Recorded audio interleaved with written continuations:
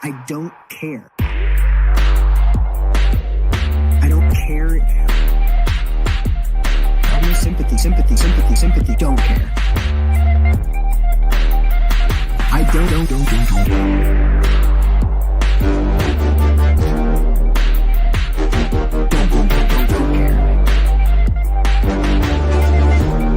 I just don't care. I'm sorry.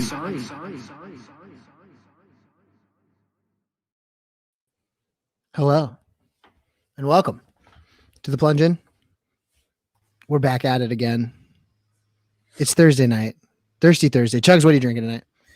I have a White Claw type drink. It's actually the Kirkland's brand. However, in preparation for my grand trip to Miami tomorrow for my brother's bachelor party, I'm going to take a shot of Casamigos because I got to get this thing going. It's chilled. You're on vacation. I basically am already on vacation. So I've got my Memphis threads on. Penny's got the #1 class in the country. Life's good in the middle of America right now. So awesome. Here we there you go. Well, hey, let's bring Carlini's here. He's in the future. He's in tomorrow right now. How's it look on Friday, Carlini? It's very dark. I'm quite tired. I can imagine. So it is now 2:48 in the morning where you are. Is that correct? Yes. I tried to go to bed a little early, set some alarms so that I could wake up, and I was very worried I'd just sleep through all of my alarms. So I set about 5. And I don't know if anyone saw my Twitter, but I got some new monitors yesterday. They're absolutely huge. I'm going to pull it up. They're killing me right now because I've just woken up from effectively a nap, and I'm surrounded by the Starship Enterprise. Okay. And it's Carlini very bright. Is not your Twitter name. Carlini is your Twitter name. Carlini 8N. For anybody that doesn't follow Mr. Carlini, he is Carlini 8N. He is Top Shot OG. You were in the Discord in 2019. Is that correct? You still there? Did I lose you? I don't know if we lost him. I think he's overseas plunger net over the Atlantic. Subs left and right. Is that real? Did we for real lose Carlini? You there? I don't know. You still there? Am I still here? You're still here now. You made it. Oh, good. I was just getting up Top Shot to see the day I actually joined the Discord. But yeah, it was 2019 at some point. So this is your setup currently. This is the monitors that you're sitting in front of right now. Yo, pull up the clip from Swordfish. This bro's Hugh Jackman over here cracking codes and shit for John Travolta. Crazy. Do you have a mechanic? Is that a mechanical keyboard as well? Does it clack on you? Yep. Click. Oh, there you go. Nice. So I have to ask, shooting light into my eyes. Yeah. So there's a lot of. You need some blue light glasses. I don't know if they work. Oh, I have some. Yeah. Okay. Do you like them? Should I try and get a Plunge In stream sponsorship from whatever blue light glasses are out there? Shady Rays, whatever. Felix Gray. That's the one. So you've got a lot. Okay. So working left to right here. So you're viewing right now on this screen, or at least in this screenshot from earlier yesterday for you, earlier today for us, the Kitty Bank, which is a collection of NFTs that everybody in the Penelope's Country Club, which is an NFT project that you work on, and you're part of that team. That these are all ours, right? I'm a Perlini's owner. Chugs and Bugs is a Perlini, or we call them Perlini's, but it's Penelope's Country Club. So we sort of own all of these, right?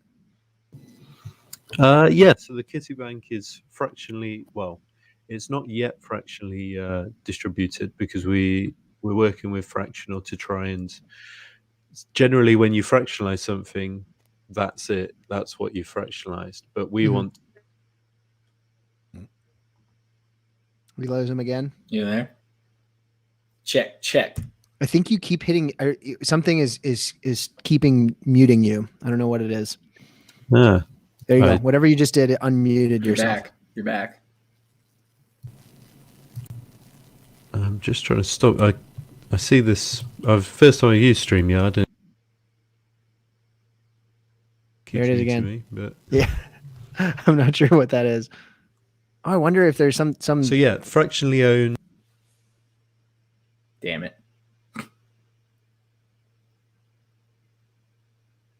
This is a struggle here overseas. You're not hearing anything, are you? I'm not hearing anything either. Yeah, I'm not hearing Did he lose anything. you? You must have just completely cut out. Carlini, why don't you pop off, relaunch, and then pop back in, and I'll add him to the stream. That was First time using Streamer. Well, and it can be a treacherous world, the internet media landscape. Yeah, it really can. So while we're waiting, I'll go ahead and open my OpenSea account to show. I was going to drop a link to you for mine as well, so if you wanted to. I know how to get to it. You just search for Chugs and Bugs. Yeah, I know. But I was going to give you the direct link just to that. So if anybody has seen this, I keep saying Perlinis. It's Pernelopes. That's the joke in Squatchland, is that they're Perlinis. I own how many now? 12, because I sold 2. All the plunger ones. Yeah. So I sold 2 of them to Taylor and to Greg. But this is a few examples of the Pernelopes. I was a big fan of the plunger cats. One of the rarer traits hats that you can have.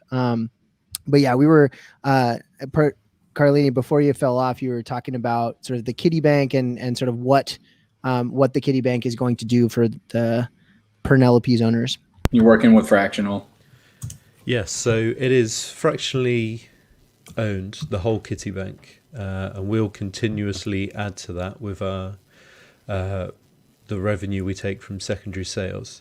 So all of those NFTs in the picture, well, one of them isn't an NFT, it was just one of the images that our artist has worked up, but they're all fractionally owned by the collection, and well, they will be, but currently, you kind of have my word that they will be.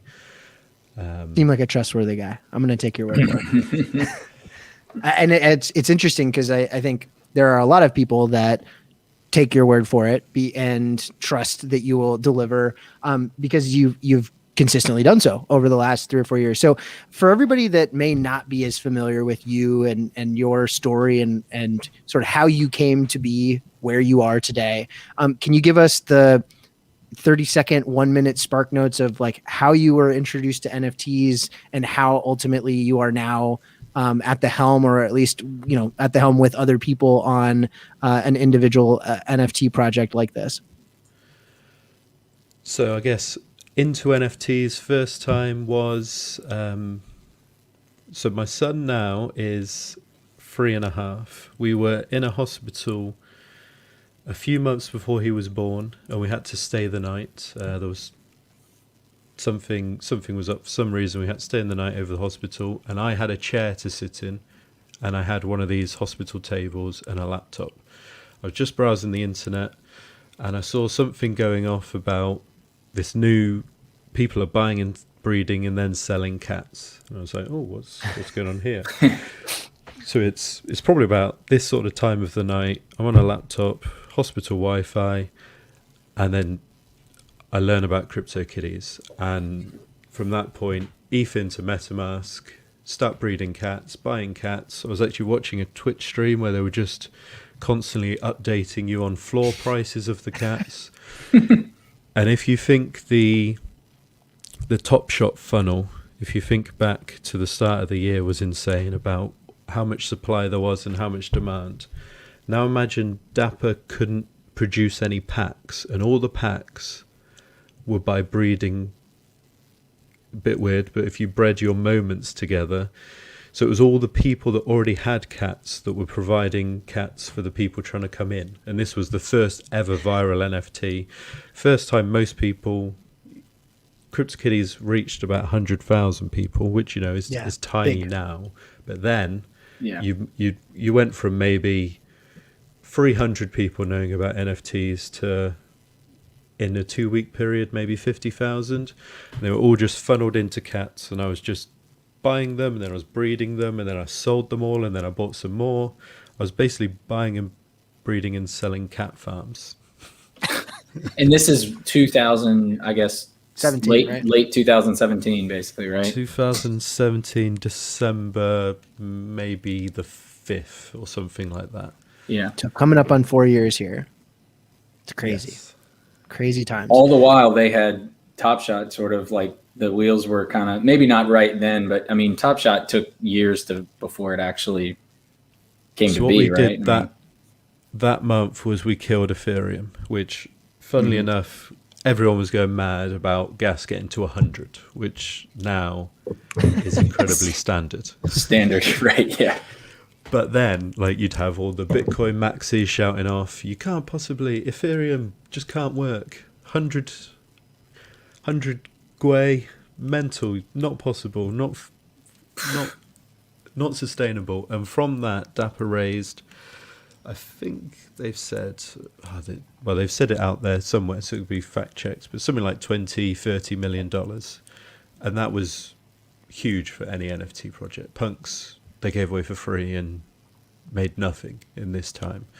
Dapper raises millions, figures out Ethereum isn't the chain for their goal is bring 1 billion people to the blockchain, and they wanted a game, which CryptoKitties was. You were spending gas constantly, and that was at way lower levels. Like when you look at my ETH scan, because I've used the same one throughout 16,000 transactions, when you look back, you're looking at like gas of 1, gas of 2.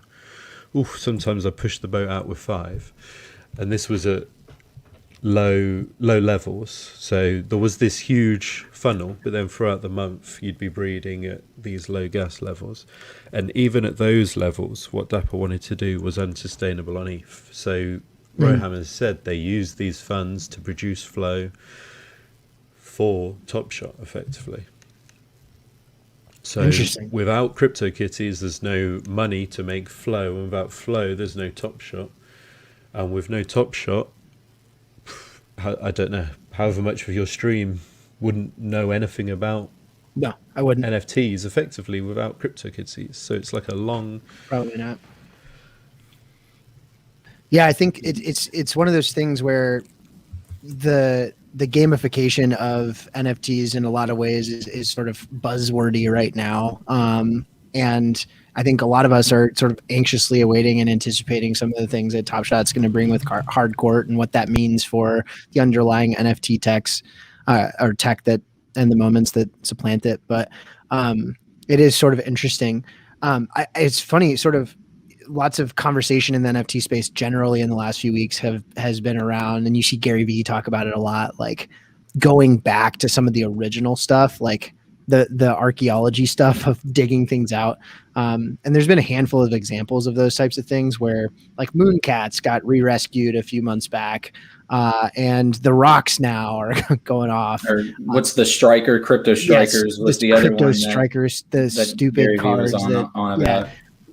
So I'm curious, like as your exposure to NFTs came in with CryptoKitties, in 2018, like what did that transition into for you? Was it a lot of like every NFT project that came out you were just like tangentially aware of, and that's sort of been the story for the last 4 years, or has it ever pivoted one direction or another for you?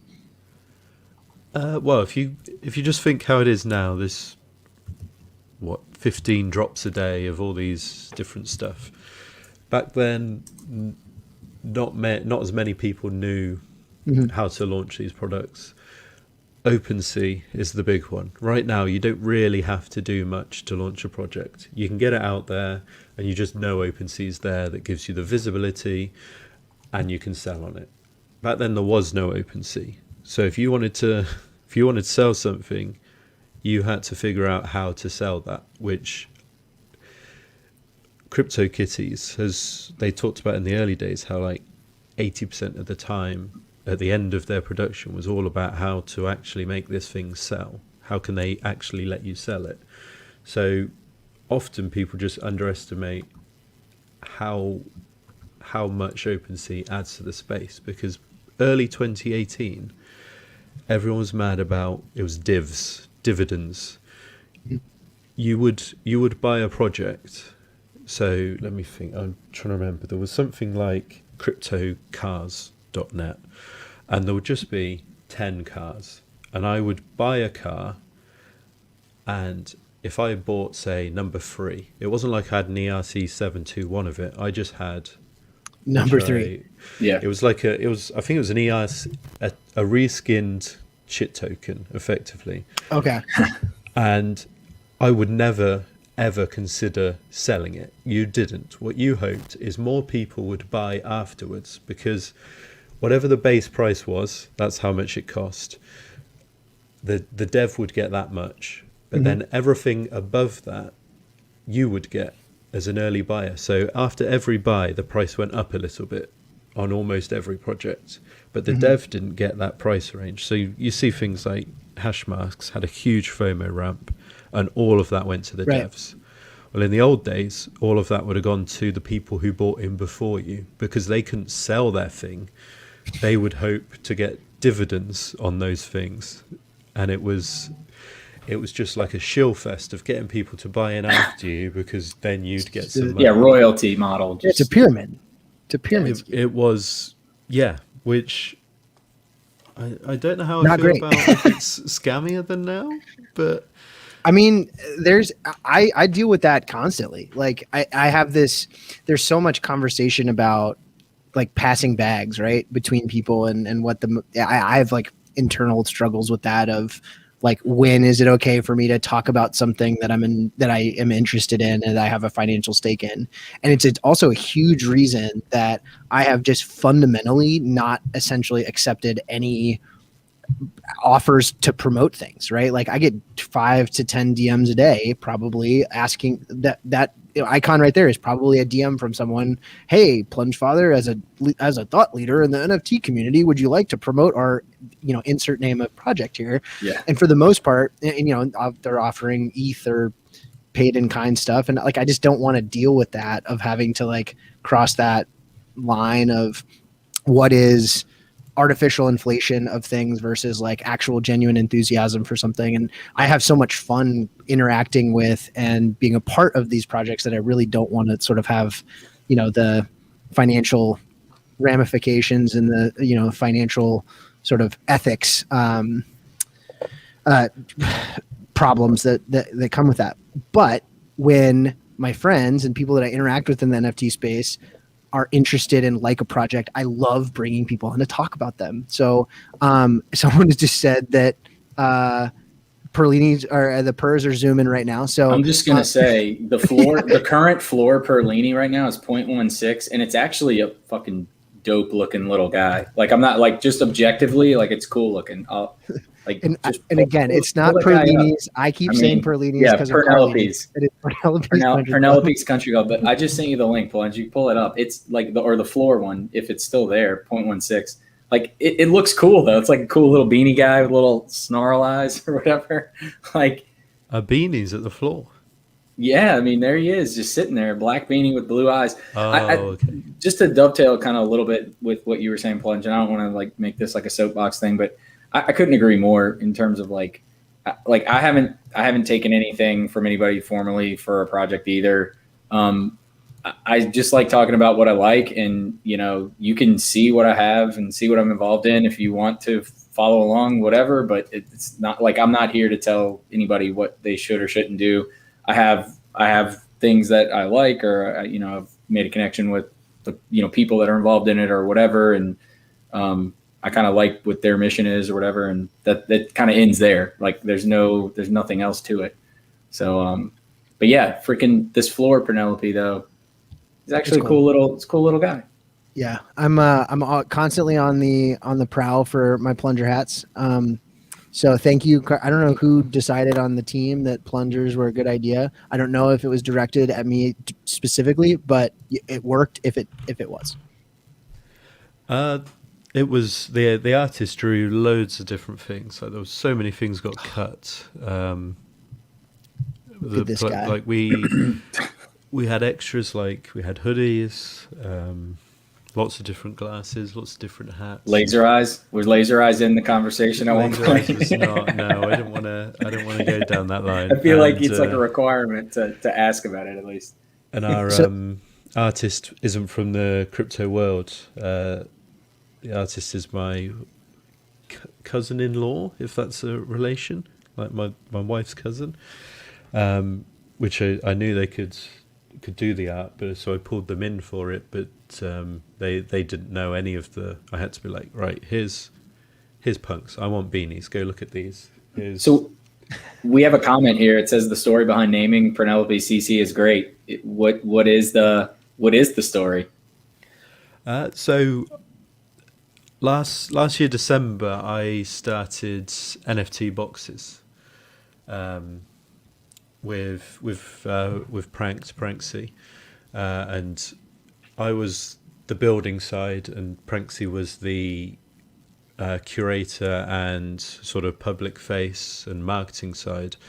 And I just got deep into building NFTs, and like it was just exciting to be building something in the space, and I got hooked.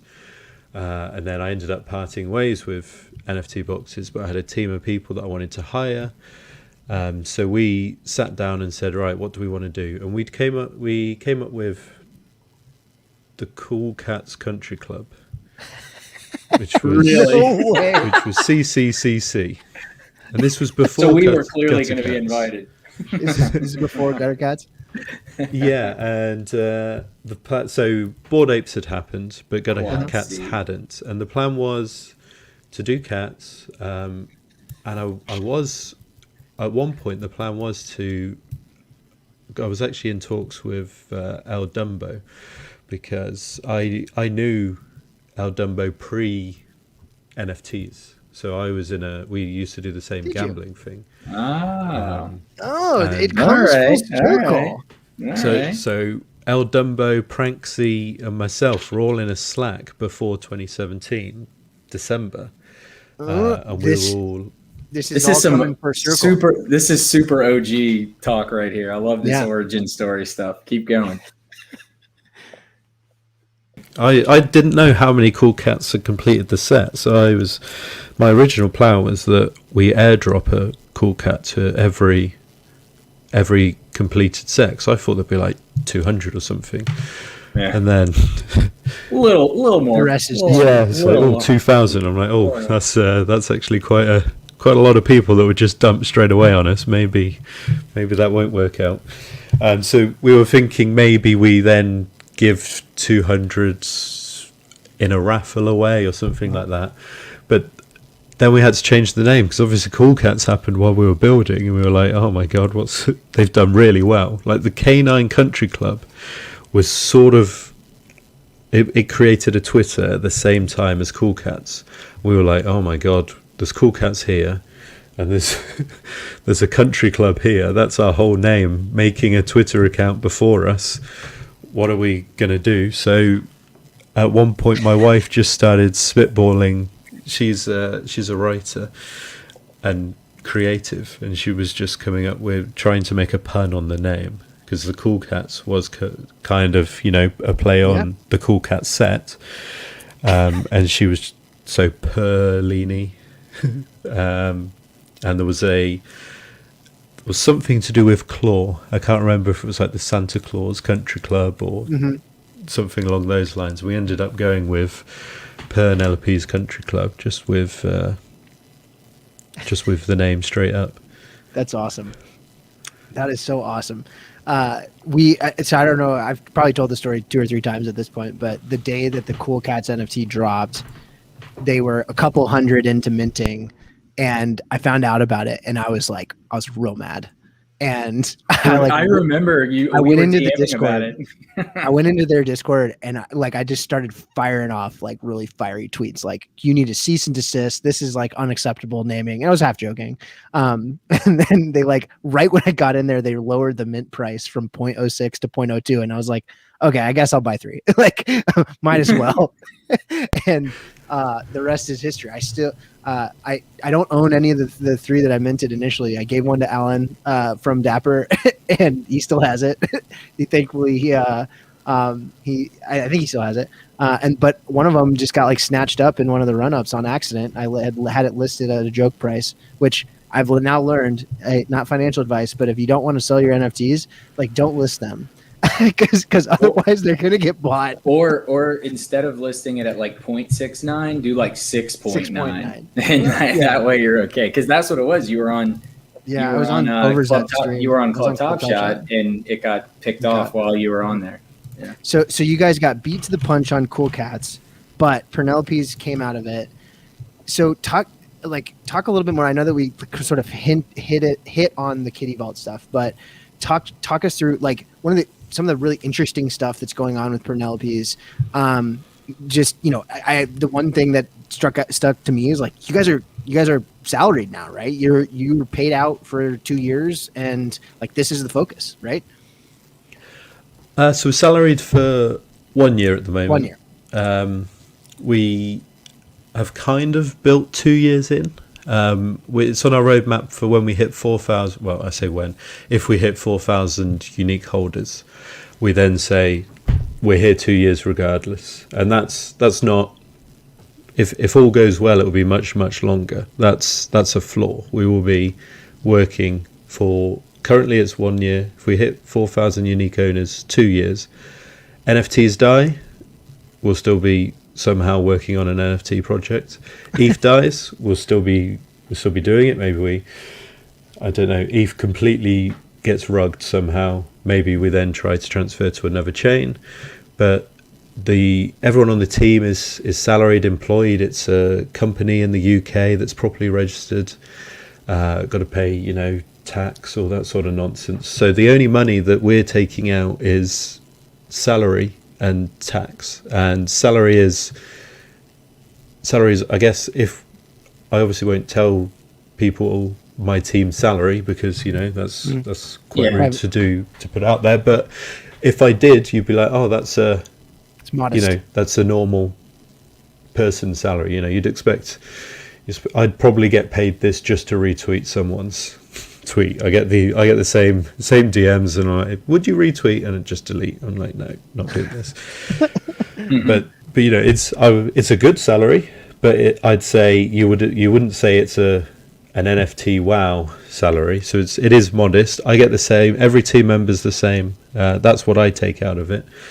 Everything else, the whole point is to get plowed back in. So we've got a community wallet that's got 200 Ethereum in that we're going to vote as a community what we do with it. We spent 5% buying the floor, and an additional 5% of that matching that and putting it into the deepest NFTX pool on the site. I think we've got, it's massive, isn't it? 800 cats in there. And the next biggest is Avastar's at 500. So for everybody that may not be familiar, because I know I wasn't initially as a newer NFT collector, what is an NFTX pool? And when you say there are 800 cats in the pool, what does that mean? So I guess the best way of thinking about it, I guess, as a cat would be a shelter. We've created a shelter of cats. There's 800 homed in this place, and you can take your cat there and be given a token, and that token you can then swap for a different cat, or you could sell that token for ETH, or you could buy a token and come and claim a cat. It's like a fun token that says, can I have this cat now? I want that one, or I want a random one. So there are slight fees involved. So if you throw your cat into this pool or this shelter, they'll give you 0.95 of a token. If you want to pull out a random cat, you have to give over 1 token. And if you want an exact specific cat, I want that one, it's 1.05. And those 0.05 fees then go to the pool. So whoever's pooling. So we're pooling, I think we're about 20% of the pool. So we would get 20% of that fee whenever anyone did this. But the best thing to think about these are when someone dumps a floor, or you have people competing against the floor, you see it in Top Shot too. It's like, oh, I want to sell this legendary. Oh, I just undercut them. And you've got to race to the bottom. There'll become a point where this person might as well just wrap it up and throw it in the pool, because they will get a certain amount for that, even with the fees. and it just stops your floor going down too quickly, because people will buy up if it dumps a certain amount, someone will buy it because they can then send it to this pool and get more money back. Yeah, you become a buyer of last resort, that it provides a lot of stability and liquidity to to the community, basically. No, it's outstanding. And what's the cost of a per token right now? Do you know offhand? I've got it right here. It is 0.1637. Okay, so right around the floor of so fundamentally the per token isn't tracking the floor automatically. I guess it's humans that keep it tracking the floor, because people like to make money, so they watch to see when it's profitable to arb, and then they just arb it until it's no longer arbable, and just take their profit from effectively people not know. It's kind of education, and we actually have a video that I want to put out just to help people, that educates what the pool is, how you do it, and why you would. So people don't need to dump. They can sell it to this pool instead of waiting, and it's instant. I helped someone sell, I think there was some two or so ETH NFT they were desperate to buy before someone else does, and they were like, guys, look, Penelope's is the only NFT that I think I can sell in time before this one sells. I was like, here's how you dump all of that into the pool. You'll get it straight away. And they just threw 40 cats into the pool, which dumped the pool a lot. And then people, instead of buying the floor, would buy the pool, because they knew there was this huge amount of cats they could pick from, instead of taking the floor cat, and it was cheaper. So that was their goal. The person who dumped into the pool got their instant liquidity. They bought their NFT, happy days. They then allowed someone else to buy up the per token, and that made it a cheap entry to them for Carlini's. It's brilliant. See, and I know that there's a handful of different projects that use these pools as well. And there was I think Justin had a question in the chat about where can you get a token. It looks like NFT Yoda, chimed in there that NFTX, this site that I'm on right here, and Sushi Swap are places that you can buy per tokens, just utilizing your Ethereum wallet, whether it's MetaMask or something else. And join the Discord. There's a ton of content in there, as well as how-tos. There's Medium articles, all sorts of different stuff, and everybody in that has been very helpful for me if I have questions and so forth. So I'll plug it in the chat as well, the Discord link for anybody that wants to. And I see this this comment here as well about from Huda Hidiot. I hope you guys realize how big Penelope's is going to be. Everyone that I've talked to that has asked me, like, hey, what projects are you interested in? What project are you bullish on recently? I point at this one. And part of the reason is not just because the art's kind of fun and cool and whatever.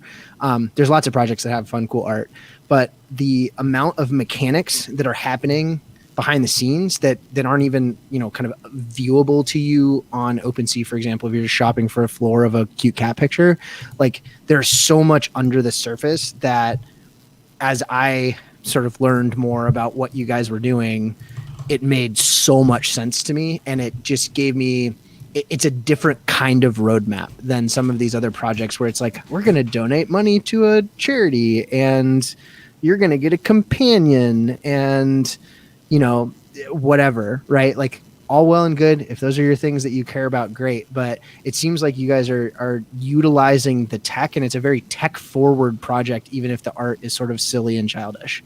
Is that a fair characterization? Yeah, I'm trying. Well, the goal is, like, if it's mainly a Top Shot show, so I'm sure people have seen my Top Shot profits and my current Top Shot accounts. This isn't a cash grab for money, because you can say you don't. I don't know how to say it well. It's not. Yeah, you don't need. I'll say it for you. You don't need it. This isn't. I'll just say it. You don't need it. So my current flow Uh-oh. He Did he cut. cut out again? He cut. We were going so good. We had like a solid 25 minutes there, 30 minutes. I bet he can hear us too. I bet he Is can. it back? Yeah, you're it is back. now. You're back Okay, now. good. You cut. I don't know why it mutes. It just does. It's on StreamYard. Yeah. But yeah, my current flow holdings is many times. Oh, he bugged again. There you are. Oh. Yeah. So anyway, I put out a tweet thread today about this, about like being careful with account valuation stuff, in between, looking at things from one site to the other. And actually Carlini is probably the greatest example of what the difference between sites can be depending on how you measure the account valuation. So this Derrick Rose from the top. So right now, obviously, like this is based on the fair market value Live Token uses. It's pretty heavily skewed towards recent sales and so forth. But if I'm not mistaken, Carlini owns 34 or 35 of this Derrick Rose from the top out of the 59 of them. And that Derrick Rose is currently the low ask, I think, is $1 million. So like on Evaluate Top Market, I'm pretty sure Carlini's account is like 34 or 35 million dollars. It's right there by the whale vault. Yeah, it's right there. It's literally right next to it. Yeah. I sent him a picture of it today. Can't believe they're putting the moment at 3.5k. How have they figured that out? Absolute scam. Right? I bought one. Sales, right? I bought one for 14k just for this bit. Today. No. I was impatient. I DM'd basically everyone who had one listed and said, I want to tweet about how my account's 34 million. Can you delist so that I can up mine to 1 million? That's hilarious. Yeah, and I think is it still up there? I think it's still up there, right? Yeah. No, the team has held strong. We're Derrick Rose 1 million. It's a bit like when everyone listed Cool Cats at 69,420. It was actually the Seeing Stars KD. Oh, okay. Kevin Durant 69,420, which I saw a call back to recently. But yeah, so MBL, you're on notice. You got jumped by Carlini. Slacking. Oh, and, I have told him many times. Don't worry. Yes. Although I think he's quite happy that his is actually worth more. Although shout out MBL for the him stumping for Ja Morant everywhere he can, because he's like the biggest Ja Morant. I wouldn't call it a bag holder. I mean, it's a golden bag as far as I'm concerned, but he's like one of the biggest Ja Morant S1 moment holders. I think he's got over 100 of like the Ja Morant debut, like the crazy dunk or whatever. And he put out some poll about, that moment versus the Zion debut. And apparently Zion won the poll, which hurts my heart, but we'll leave that at that. But he's slacking if he's losing to the Derrick Rose monster. He bought so much stuff from me back in the day before a marketplace, and you had to do everything by DMs and gifts. He was messaging me daily, picking me apart.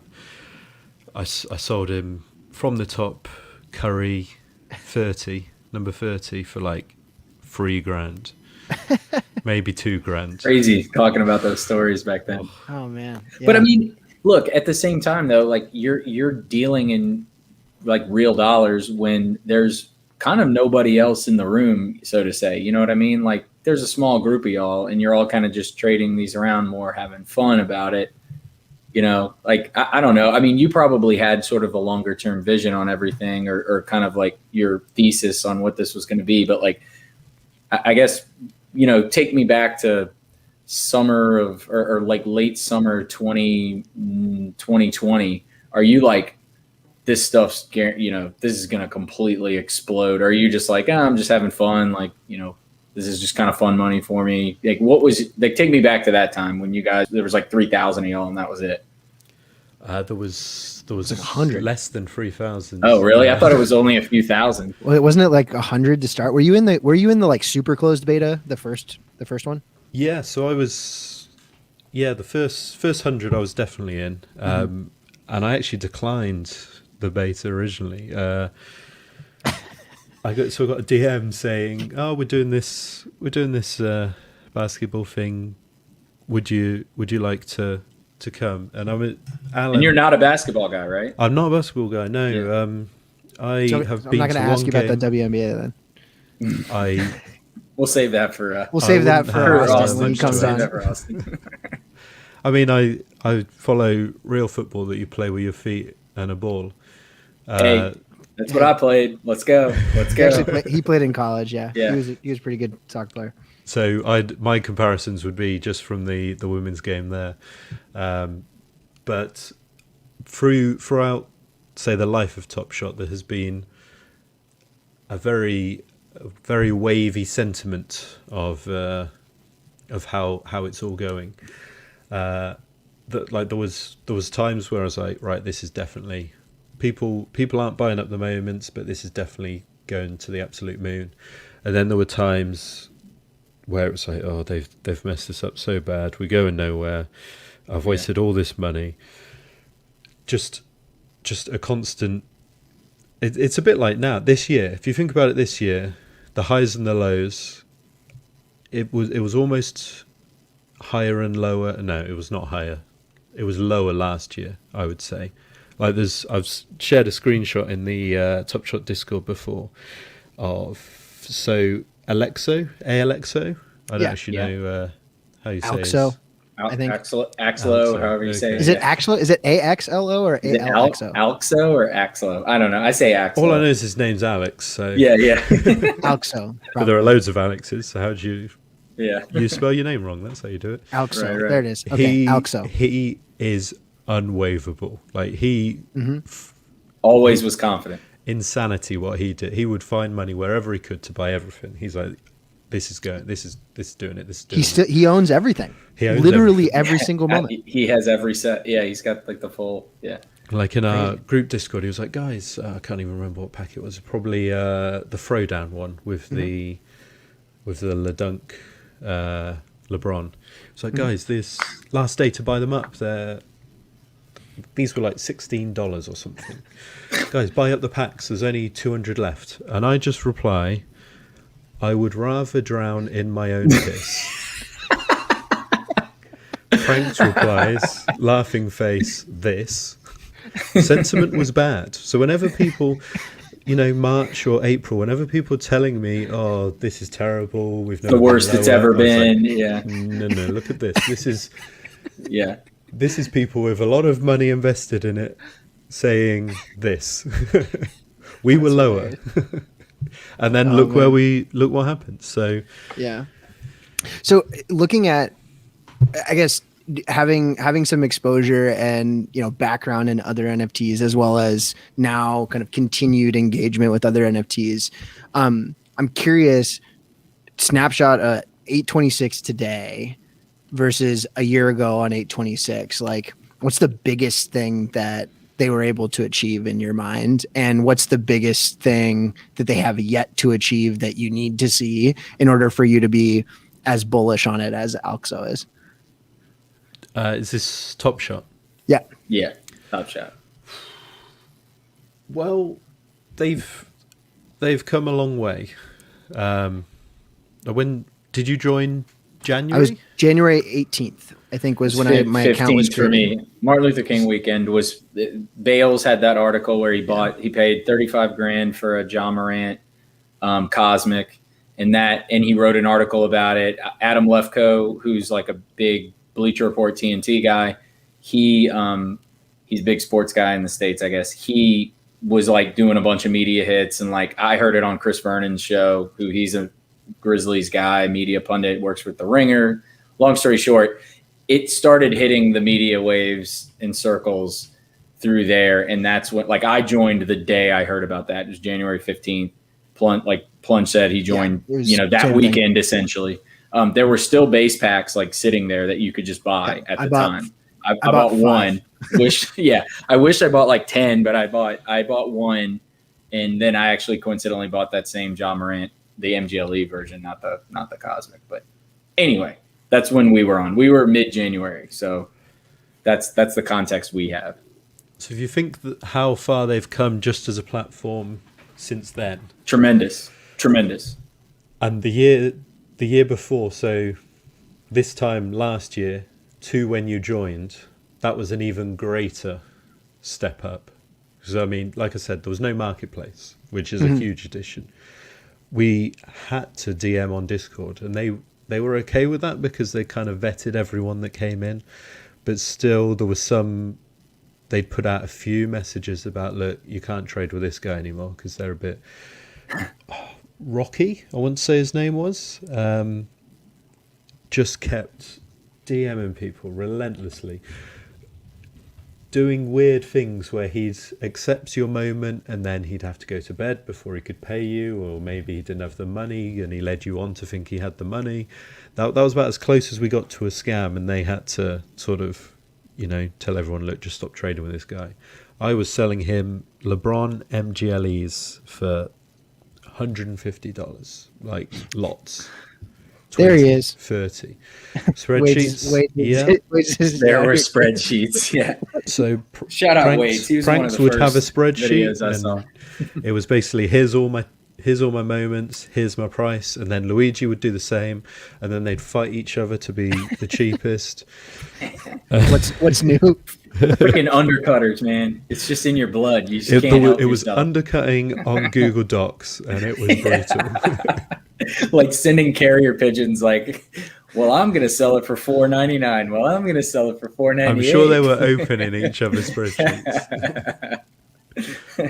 Oh man, that's so good. So, in terms of now, obviously, like your focus is on Penelope's. Sort of, what does your next month look like? What as you're building out this project, and obviously you guys sold out. Congratulations for that. Flora is doing well. You're sort of implementing the roadmap. Like, what's next for you guys? So we've got a plan of 8 airdrops, 1 a month, starting next month, and these are like I'll call them core, I guess, because they will be they get beamed to your cat, and they will have a percentage ownership of the kitty bank as well. So that's so I have 12 of them. I will get 12 airdrops or 1. Each month you will get 12 as long as you're still holding those 12. And that Stacking will be cats, until baby. April. Stacking cats.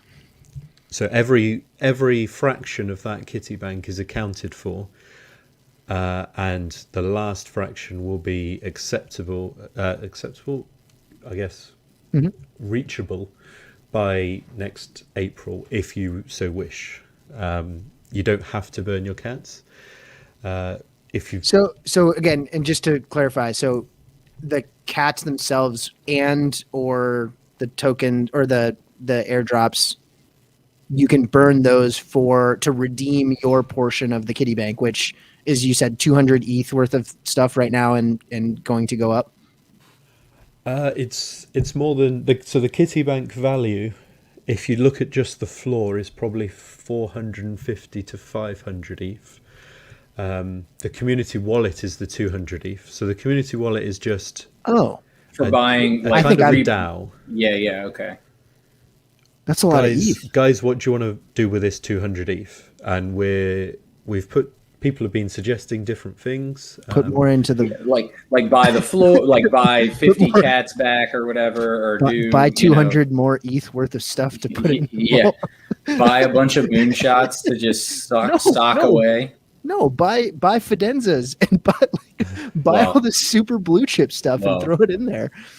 Yeah. I do think buy stuff to put in the kitty bank is likely to come out on top. But like if you just put in a suggestion, send 200 ETH to my wallet. Like, we are accepting every suggestion. And then so I basically have to get a voting block of people. Do I get 12 votes for having 12 cats? So how I see it is kind of the reverse American system. So you guys vote in your president almost as one person equals one vote. Let me start. Then you have the House and you have the Senate. Oh, so God. we almost do it in reverse. We have Right. Anyone with a cat can put something forward, a proposal, and anyone with a cat can then upvote or downvote. The top 5 of those then go to anyone with a cat profile picture, so we call them ambassadors, and they narrow those 5 down to 1, and then we put that one proposal.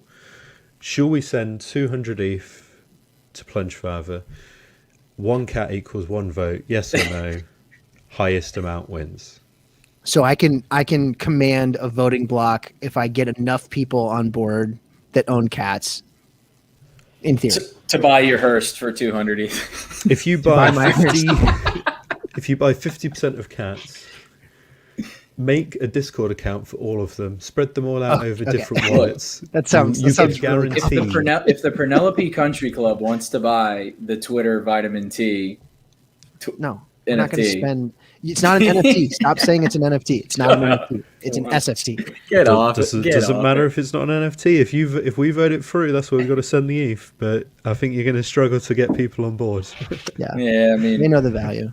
Well, They're smart. yeah, right. They're smart. History, man. Talk to NBL. He knows what's up. So this is like I said, the next level mechanic stuff here is important, and I think people are sleeping on it. So I'm assuming that there are lots of things flying off of the floor right now. Looking at the floor on Penelope's, basically I went through a period where anything under 0.2 with a plunger on it, I was just like snagging. And every time one came up, I was so mad when someone else bought it. But yeah, so, I think we're going to let you go. I don't know if you're going to go back to sleep. It sounds like you have a young kid and you took a 2-hour nap, and we've been going for almost an hour here. I want to thank you massively for coming on and sharing stories, sharing your insight on Penelope's and what you guys are building there, which is really exciting. Anything else that you want to plug? Anything else you want to make sure we hit on before we send you back to bed? Not really. Just that I guess, as I was touching on before, the whole thing with Penelope's isn't about making money. It's about it's the meme. It's community. What I see when I look at apes, or when I look at gutter cats or whatever, is I see a project that has taken a bunch of people that bought in and believed in it, and they've taken it to life-changing money for most of them. Also, a lot of regrets for anyone who's sold out early. And what I want to do here is that I want whoever believes in Penelope's to be rewarded for that, and to be happy in however long. The apes time frame, do I want to get there? Of course. Will it take longer? Almost certainly. Will we ever get there? Kind of mad to say, really. But we will be building. Like, if you've made, generational wealth from apes, you're not leaving them. You're keeping one regardless. You want to be there. You're always going to remember them as that community that got you to financial freedom, or that even just funded you buying an NFT that got you there. Maybe you mint something, ON1, and then you hit the rare, and then you sell that for 200 ETH or whatever, but that money came from here. So the goal is just to build. I'm not taking anything from it. You can see the company wallet and how we spend our ETH, and it's mainly, we've got some sitting in USDC, and that's meant for salary, for just in case ETH goes to zero. We're still building, and I guess just the plug is I've been in NFTs 4 years. I like to think I know what's going on, and I'm happy to copy. If I see anyone that does something that works, I will shamelessly copy it I will shamelessly copy the mechanics behind it. Yeah. And if anyone wants to copy the Kitty Bank, go for it. It's great. Anything that pushes NFTs forward, improves them. Maybe someone steals the Kitty Bank and then does something great, and then I steal that. It's just open source tech, really. Yeah, it's all building. So thank you. Go back to sleep. We will talk soon. Get some rest, man. I'll see you out there in the Squanchland streets. I don't know if my monitors will let me sleep after this. Burnt into my retinas. Good luck with everything. We'll talk soon, okay? Cool. Cheers. Thanks for having me on. Cheers, guys. All right. Yeah. Thank you so much. It reminds me of the kind of the analogy, what he was saying at the end. Like I told you, Alex, Disney Alex, he did that article where he kind of like took clips of us, like people like you, me, and other folks in the community, just like what NFTs are to us, and how I was saying that like the full quote for me, it was basically like, it's still so new for so many people that everybody still is more interested in sort of raising the tide than like just strictly kind of doing this no honor among thieves, like enrich myself at the expense of others type thing. Like obviously there are people out there that are doing that, but like for the most part, I boiled it down to, I said it in Squanch too, like we're all kind of like stumbling around in the same club. We just all know that we like the music that's playing. And like, that's pretty much where we're at, you know? Obviously that'll change. Like that's obviously going to change at certain points, like factions will form and stuff. And they're already kind of, you know, that's already in motion. Obviously it's just like with any kind of like sociological, you know, group or whatever. But, it is nice to like talk to somebody who's like been there for a long time and who still is just kind of like, you know, what he says is just, you know, I'm interested in raising the tide. Like that's really all I care about. Like you know, if somebody wants to take some idea that I have and it like brings somebody else into the fold, like cool, whatever. So it's refreshing to hear that, you know. I mean, that's essentially my thesis on this too. And what he said at the end there is like, yep. So the 12, you know, I think I bought 14 of them. I sold 1 or 2 to Taylor and Greg at cost, basically. You know, I didn't, you know, the floor raised a little bit, but I just said, hey, like I'll give you one of these ones at whatever I paid for. Such a nice guy. But like, you know, 14 of them or whatever at 0.15, that ends up being like pretty close to 2 ETH, pretty quick, like not quite, but it's essentially a $5,000 US dollar bet on Carlini that he's going to like make it right. Not financial advice, not telling anybody to go and spend $5,000 on these things. You know, be responsible. Hey, take advantage. If this floor price starts going, take advantage of the fact that there's 800 cats in the pool, and like find one you like better. Find one that you like better, or whatever. Yeah. I actually did that with, I actually did exactly that with, I didn't want to say it because I didn't want to like, you know, pump, you know, like shout out any other project, but I did that with Cool Cats. Like Cool Cats has that, and I minted 2. And one of the ones that I got, I wasn't like crazy about necessarily. And I was able to swap it out like for like, I mean, back then, like for $20, maybe I was able to swap it out for one that I really like. And frankly, the more rare one that I have, if I sold it for some, you know, crazy profit or whatever, the one that I have, I'm more emotionally attached to because it's kind of representative of my 4-year-old son. So like, I'm not gonna I'm not gonna get rid of that one, even though it's not as rare or whatever. But anyway, those liquidity pool things, the concept is fantastic. I think makes sense. Yeah. So the question, the Kareem Abdul-Jabbar win Carlini giveaway. So I have 12 of them. They're like what? I think the cheapest one I got was like 0.12 ETH or something like that. If we get 100, 0.1 whatever. Yeah, it's like at least $500. If we got 100 subs, like gifted, or I would give one away, but I don't think that's going to happen. So if we get that by the end of the stream or something, yeah, I'll give one away. But I can do a small giveaway. I can. I've got a TopShot stuff. I've got a pack. I won a playoff pack. I could open it and then give away like. Well, why don't we open that with Austin? Let's bring Austin on and talk TopShot. Let's do it. And hold on. Let me give it away instead. What do you want to give one away? All right. What are we gonna do? Is he gonna say the number? Is he gonna give like a I'll give away a Perlini, you cheap bastards. Come on, I'm not like made of money, dude. I gave away like $1,000 worth of stuff last week. For the record, Plunge is one of the most charitable people you'll ever come across when it comes to any of this NFT stuff. What of stuff, dude. Yeah, I'm not just like rolling in it. Just by the way. He's not the one to come after on something like that. Carlini, hop back in the stream in the chat if you want to do. I'm happy to give something away. Do we want to bring? I know we've got a couple people waiting in the wings, right? Yeah, we're gonna bring Austin on. You ready to go, man? Hey, there he is. What's up, my guy? How's it going, guys? Not much. Just learning a lot. I love just listening to this. I'm just getting more and more into it. The more I sort of branch away from my little, TopShot island, it's just that was an awesome chat you guys had. So did you? I was checking the private chat. I was kind of focused elsewhere, but like, did you buy Perlini while we were waiting?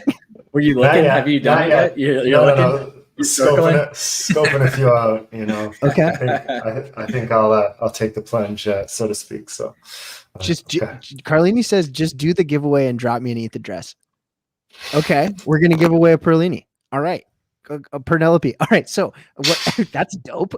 So yeah, that's freaking sweet. So for everybody in the chat, that's awesome, Carlini. Thanks for coming on and doing that, man. Nice. I'll share my screen again. Actually, I don't need to share my screen. Everybody in the chat, what should we type? We got to type. Let's keep it something simple-ish. How about just per PURR per PURR in the chat, and we will Carlini go per. Carlini go per. So per PURR in the chat, it makes you eligible for this, and then we'll find an ETH wallet for it. As always, we're gonna play from our Caruso's missing hair, our lovely giveaway missing loyalty interlude. Hell yeah. Our lovely interlude. Austin, I don't think you've heard this one yet, unless you were watching the stream last week. You ready for it? It's a new one. All right. Let's go. Subscribe and that bullshit. You might win some free shit. Give. Gonna give away. We're gonna give away some. Give. We're gonna give away. We're gonna give away some. It could be you. It could be you, babe. It's probably not. It's probably not. And if it is, oh, that would be so crazy. I smell a bot. I smell a bot. Rigged. This shit is rigged. Rig job selling.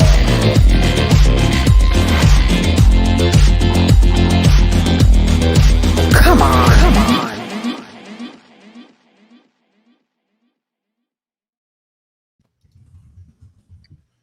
Finisher is the winner. Of a per. I keep wanting to say Perlini, man. You got me. And Carlini just gifted 100 subs as well.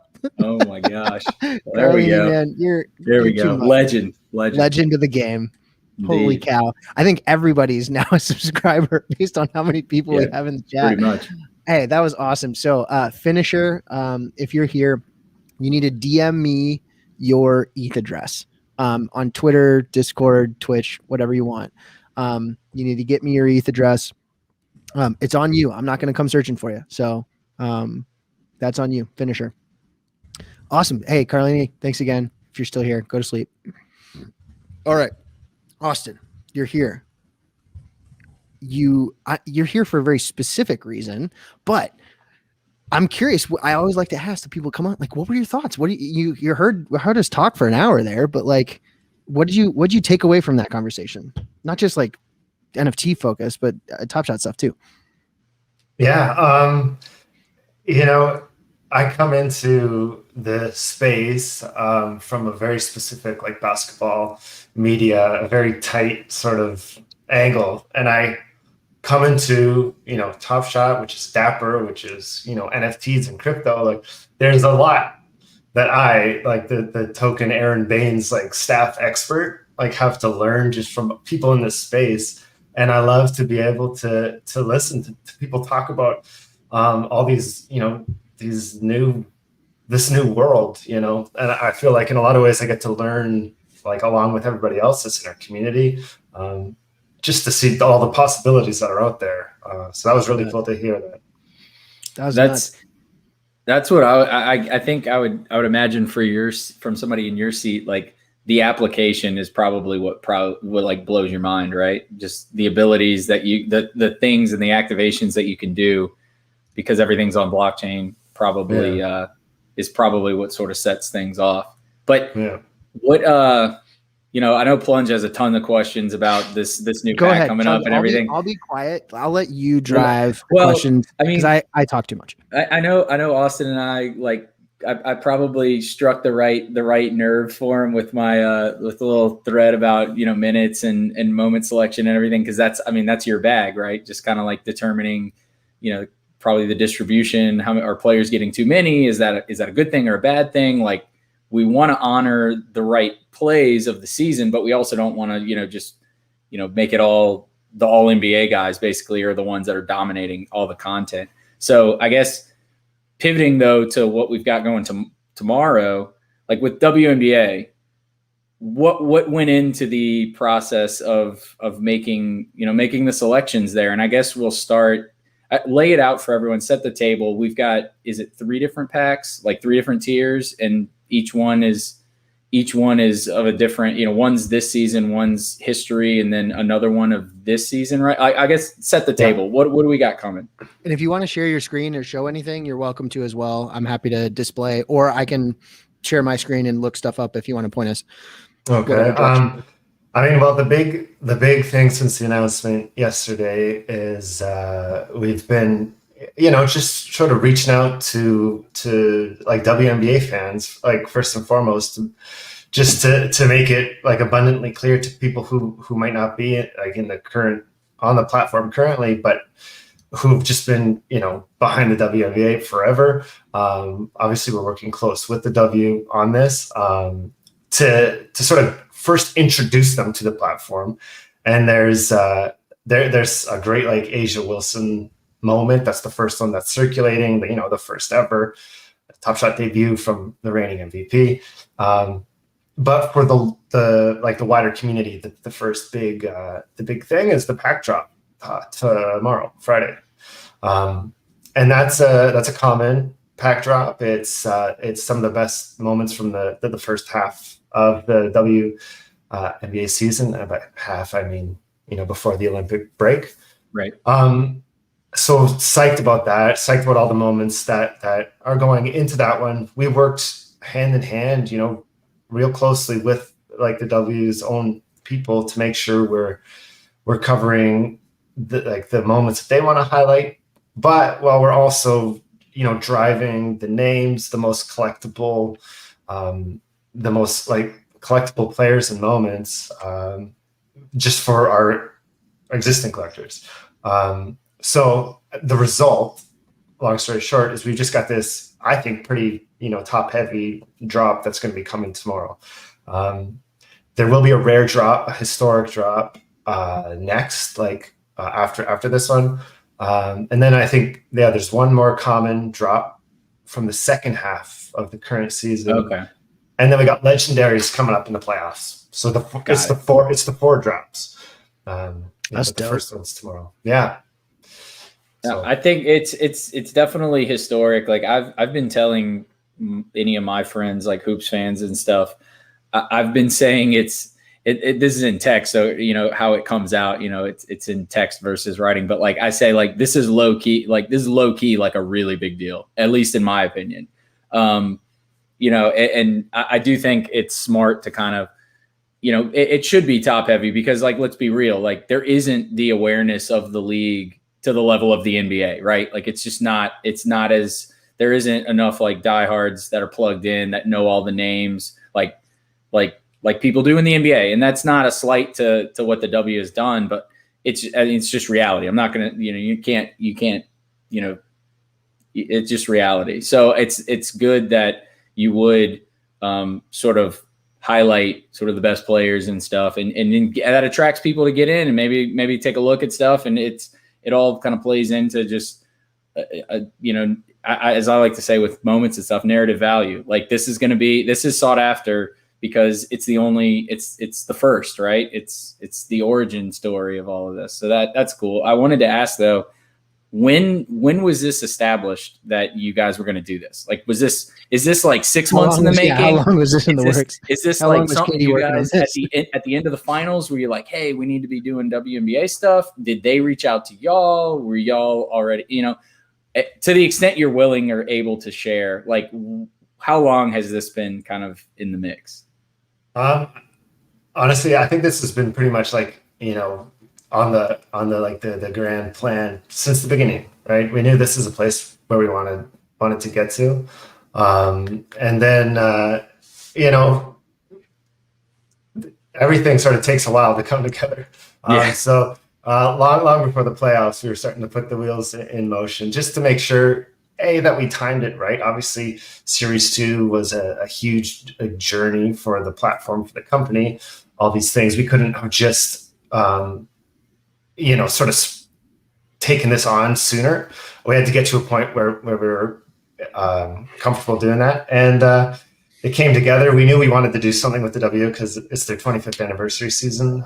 So it made perfect sense that way.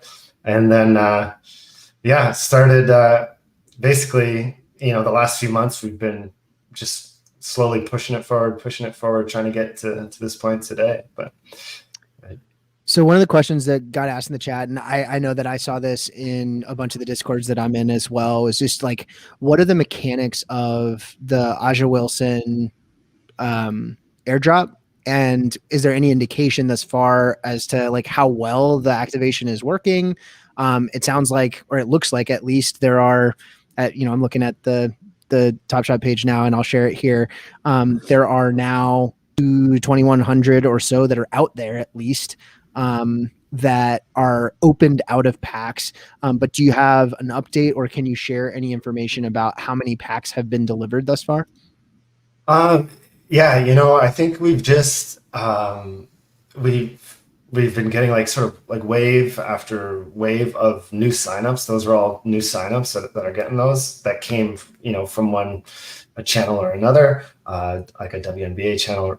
But basically, I think there's still room. So if there's any like Carlini disciples that are not currently on Top Shot but are here for him and then forgot to log off when I show up, go make a Top Shot account. Go make a Top Shot account. Yeah, and I think new accounts that are, I mean, don't quote me on this, but I think there's still room. If you were to get in now as a new user, you could qualify for that. And they've been getting distributed in like waves, and I think that'll continue into tomorrow. As far as the mechanics of it, having the Asia will get you into the priority queue for tomorrow's drop, which is I think like 11 Pacific time. And then there'll be a general queue afterwards. So everybody that's currently on the platform will be able to hop into the general queue. But we just wanted to make sure, if we're bringing like diehard WNBA League Pass users, we wanted to get one. Exactly. Because we're just really excited to be able to. It makes total sense. Everybody that's been bitching about, there's been a lot of bitching, and I don't know if you see it in Discord, but like, there's been a lot of bitching of like, oh, I've seen tweets about this and I've responded to a handful of them. Like, you're not rewarding true collectors by giving something away. And I'm like, no, this is exactly the opposite of that. The whole point of this is a new marketing activation to bring in new fans from a new demographic into this fold. And it makes complete sense to make sure that they have access to the pack drop that they would be most interested in, and B, provide them a positive marketplace experience for being able to, if they want to, sell that moment instead, right? Because if you get, there's only one Aja in each pack, right? No, if you come, it's a single moment. As opposed to, and the reason that I bring that up is to kind of contrast that with the CryptoKitties airdrop of the Karl Anthony Towns moments that came from Cool Cats. There were, I don't know how many, 4,800 people or something that came from CryptoKitties back then. They got packs that had 3 moments in them. Right. And the intention on that front, at least the stated intention, was to allow them to participate in the marketplace, but also keep one if they wanted it. In this case, they have to make a choice, right? If you're coming onto the platform brand new, do you want access to that priority queue tomorrow to guarantee yourself a pack of one of the 10,000 or however, 11,500 for that first priority queue drop? Or do you want to make, in theory, a profit if the marketplace value of that Aja moment is higher, and have that positive experience? I think it's a win-win-win. It's not an indication that like they don't care about the people that have been here a long time.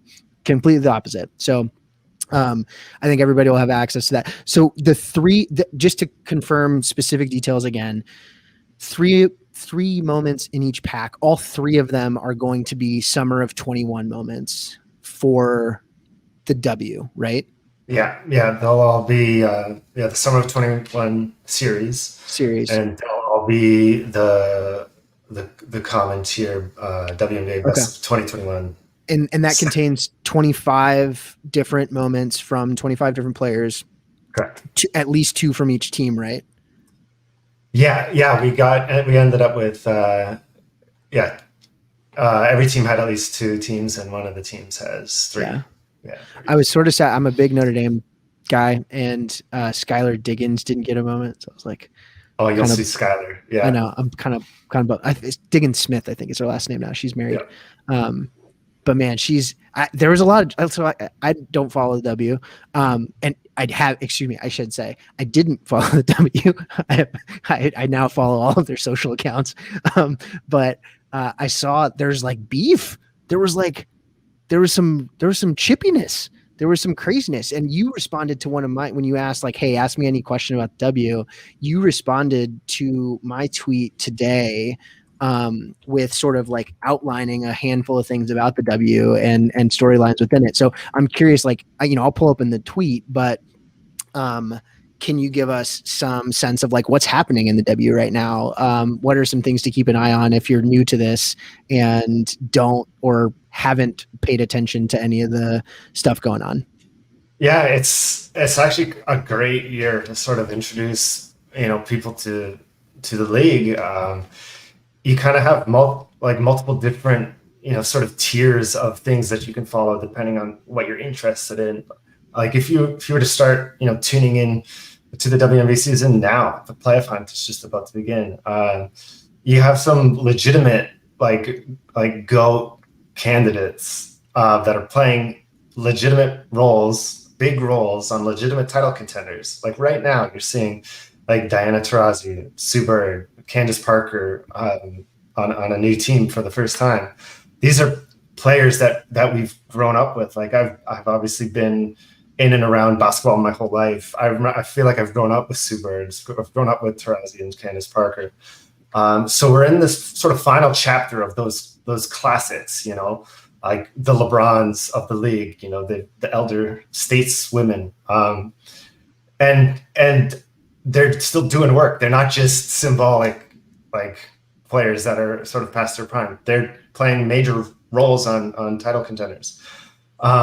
There's also a whole generation of other stars that are in their prime that maybe if you haven't tuned into a WNBA game, you're not quite as familiar with players like Breanna Stewart or perhaps even like Asia Wilson before we started kind of promoting that. And then you've got some great young players too, like Sabrina Ionescu. She was a stud at Oregon. Yeah. She like has scored the most points in like NCAA history, right? Yeah, she kind of filled the stat sheet, filled the record book. And then last year was actually her rookie season, but she got hurt like 3 games into it. So this year's sort of her like de facto rookie season. So there's really something for everybody, like depending you know what kind of NBA fan you are. Do you is it all about the next best thing, or do you just want the best like fantasy plays, the best like DFS plays that are in their prime right now? Or do you want the classics? Like there's something for everyone. So I think that thread, by the way, that Plunge had up, the one that you put out, Austin, was like that was a great kind of like appetizer for everything. Like because honestly, like I know the names, but I don't know the storylines like that. And for you to have kind of wrapped it in this nice little, it was like 4 or 5 tweets, just like here's the stories. You analogized everything like perfectly, like gave the proper respect to like certain situations as they've worked out, not being like too critical or too like just fawning over any particular player or storyline. So I'd encourage everybody, check out Austin's, like first off, follow him on Twitter, but check his little thread out there that just kind of like sets the table basically for this content that's about to come out. So I pulled this up because everybody was commenting in the chat. Yeah, there was a $10,000 sale. How recent? Did it just happen? 10 minutes ago. Yeah, for the number one, pretty sweet. Which is dope. So like a number one common moment. We've done the math on this a bunch of times. Like it's like in that range, but this is probably one of the bigger common moment number one. I mean, granted, the market has pumped a little bit, like Top Shot in general has pumped a little bit, but like I would do the serial curve study, every so often. And I guess I could update it, for the last couple of weeks. Just look at Dingling's account and work. Basically. But I mean, we were at a point where Commons number ones, the median price maybe like $3,000. Yeah, it's way less than that. So 10, like this is 10. It's like, a big number. This is a big number for a number one serial, just period. So like 22 is my favorite number, and she's 22. So I got my eye on it. Jersey match? I don't think it's been cracked yet. Line it out. So who bought it, by the way? It wasn't Dingling, was it? It was not. Did Dingling? Polly I gotta say, Austin. So we shared, or Plunge did. He posted in our like Cool Cats, like the OG Cool Cats Discord, that you were coming on and was like, fire away your questions. And of course, there's like, everybody's like all people are like, what's he do with Top Shot? We're like, he's basically like part of the like moment selection process. He's the Moan Bro. He is the Moan Bro. Which, by the way, the fact that you call him Momes in your bio, heck yes. It's a validation for Chubbs. It is such a validation for me. Some guy tried to come at me just the other day being like, are we really trying to make Momes a thing? And I was like, no.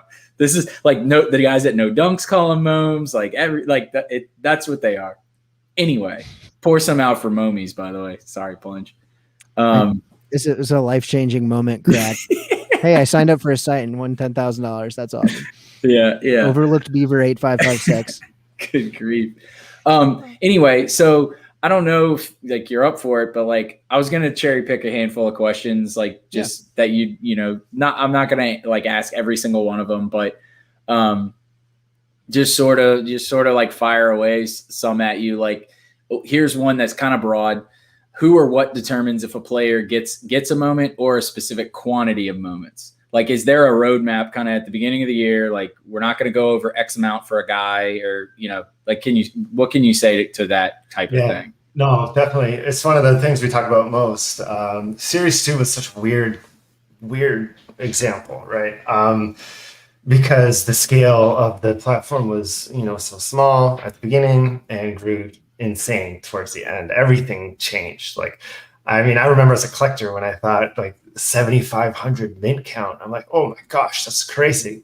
But then to see where we started at and to see where the platform like ended up being, like, it's kind of like trying to like build like a car while you're like driving down the highway. And so in terms of being able to like, sounds like fun, plan like a very like deliberate roadmap, like it just wasn't even a feasible thing.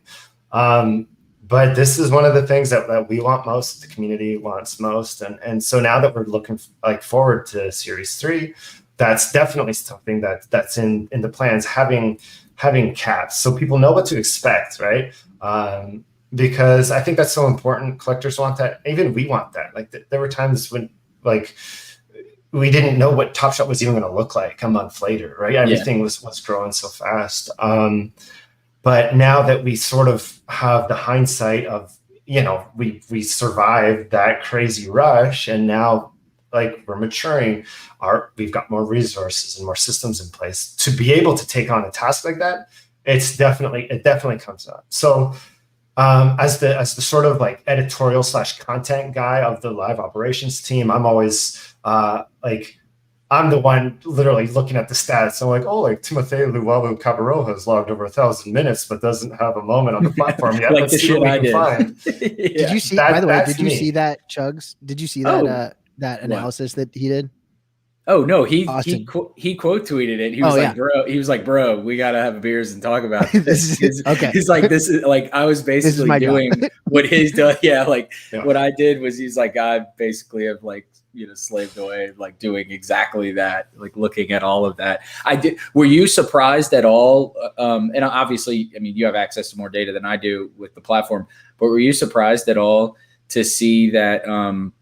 I guess there isn't really like a too many moments problem for anybody. Like, you know what I mean? Like, I think with season 1, which I think you weren't on board yet quite on board for season 1 or series 1, where Giannis had like a whole MVP set, and like you could see like he was undervalued because there was too many of them out there. And in series 2, it doesn't seem like that really had an effect, even though ironically Giannis had the most moments, but it's like he went to the finals. Like, what do you expect? Were you like pleasantly surprised to see that, or like were you kind of aware of that? I know the marketplace action isn't really like what you're supposed to be focused on, but I mean, if you're being honest, like I'm sure you're sort of casually aware of it, right? Like, were you surprised to see that, a concentration of moments didn't necessarily like crush a particular player or anything like that? Yeah, there's so many, like, it's just just this massive well of information and insights, and like to the point where we brought in an economist who is amazing, that came straight from like a finance background that I know nothing of, to come and literally like pour over these things and guide us. And the way I look at it, like if I'm the one saying like we need a Aaron Baines moment, we can have people be like, let's chill on the Trae Youngs, like right. And to meet in the middle. And I think when you've got people that specialize in different niches, and then you kind of give them the freedom to advocate for their specialty, and then meet in the middle, like that's what you need to do. I do think there were some like insights after that MVP set of Giannis. Like we kind of knew we didn't want to do like release. You don't want to do that. Yeah. Jokic set with 12 different Jokers. But and it's just sort of hilarious that Giannis ended up at the top of the pile again in series 2 for very legitimate reasons. And I'd have people on Twitter, like Discord, and we get collectors whose fandom ranges, to say it as politely as I can, that are like hitting me in like the first round, like, stop making Giannis moments. And I'm like, you're putting me in a tough spot, man. I don't think I could stop making Giannis moments as he's like steamrolling his way to the finals.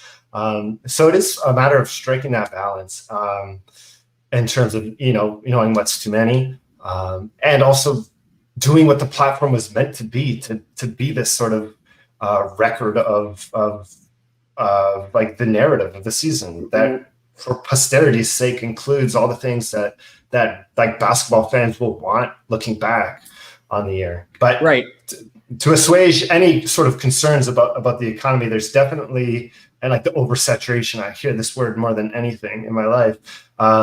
There's definitely plans to have more of a deliberate roadmap and to make that transparent. And we all welcome that and are super excited for it. Yeah. Well, 2 things. One would be, could you imagine like, you have a 12 moment cap on a player and he ends up going to the finals and has like this quintessential clinching play, and you're like, oh, he's met our cap, like we can't have that guy. So like obviously you have to be flexible with stuff like that. And it seems like as long as it still fits in with the actual narrative of the NBA and like the story of the season, you don't end up with, like I said, the too many moments issue. Like that doesn't really happen, because like honestly, if that person requires that kind of attention, at least like as it stretches out into the playoffs, like people aren't gonna like poo-poo on that. But I will say with the players that only have like one moment, do you think those players should be sort of have like this kind of cult appreciation? It's like, oh, this guy only had like what, like Robert Covington, he's like always talked about as like quintessential glue guy the last like 6 years. He has one moment. He's played like over 2,000 minutes. Like other guys have played like 100 minutes and have like TJ Warren. I think he has like 4 moments. I want to say he has like 4 moments, but like barely any playing time because he got hurt. Yeah. TJ got his hollow. And then he bounced 4 games. And then he bounced. What's like? Do you like just? This is kind of like a softball thing. Do you think like the one moment guy should kind of like have this weird like cult existence, or like what do you have any kind of opinion on that? I mean, I do love it when like we'll hear fans from all different areas, and like even being a Toronto-based person myself, hearing just people like, we need a Yuta Watanabe moment. I'm like, okay, I'm down. Like we'll look for something. We'll look for something dope, and if there's something dope that should be on the platform, we'll get it there. Right. That was with the players that didn't make it in there that I labeled. And like my conversation, it was with some Grizzly fans. It was like, Tyus Jones, like, wasn't even in series 2. And it's like, look, he's a traditional backup point guard. Like, he's not a highlight reel guy. I'm not shocked, but it got me on that. Like, how many of these guys do we have who are like legit, legit rotation guys, getting real minutes, getting on the floor? Because one of the biggest correlations with moments and values too is like usage rate and minutes. I mean, and it makes sense, right? Like, if you got the ball in your hands, if you're on the floor, you're more likely to make something happen and become, a top shot moment. So I was kind of fascinated seeing how that whole thing broke. One question again, pulling from the chat for you, or not from the chat, but from our Cool Cats Discord. Has a player ever reached out to y'all like yet to be like, hey, I want this top shotted, or the other way around, like, I don't want that in there. Like, and I guess through the PA probably, like, you were notified or whatever. Has that happened yet? We get, in addition to getting approached by, armies of fans, players directly, agents saying my client, like, why doesn't my client have a moment? And that's amazing. I'm like, okay, like, you find me the flashiest, most like top shot worthy play of your player, and then bring it to me. And then we'll pick something from that because you never know who somebody's favorite player is, right? And that's one of the funnest parts about being in like the position that I'm in, is that I can hear. I'll put out a moment that I just don't even think twice about. Then it just makes somebody's day that all of a sudden they can get a specific player. So yeah, we like to be able to, to hit everything while also making sure that we're, steering things in the way that make the most sense for an exciting collectible experience, if that makes sense. It's a balance that we have to hit. Yeah. I have to ask the question: was this a function? I assume this got asked because it was, for anybody that doesn't remember, Penny Hardaway himself is asking. There was a blog that Jacob had written, and it was like, hey, you're going to have these exciting moments like these 3 examples. And then it obviously didn't make the final cut.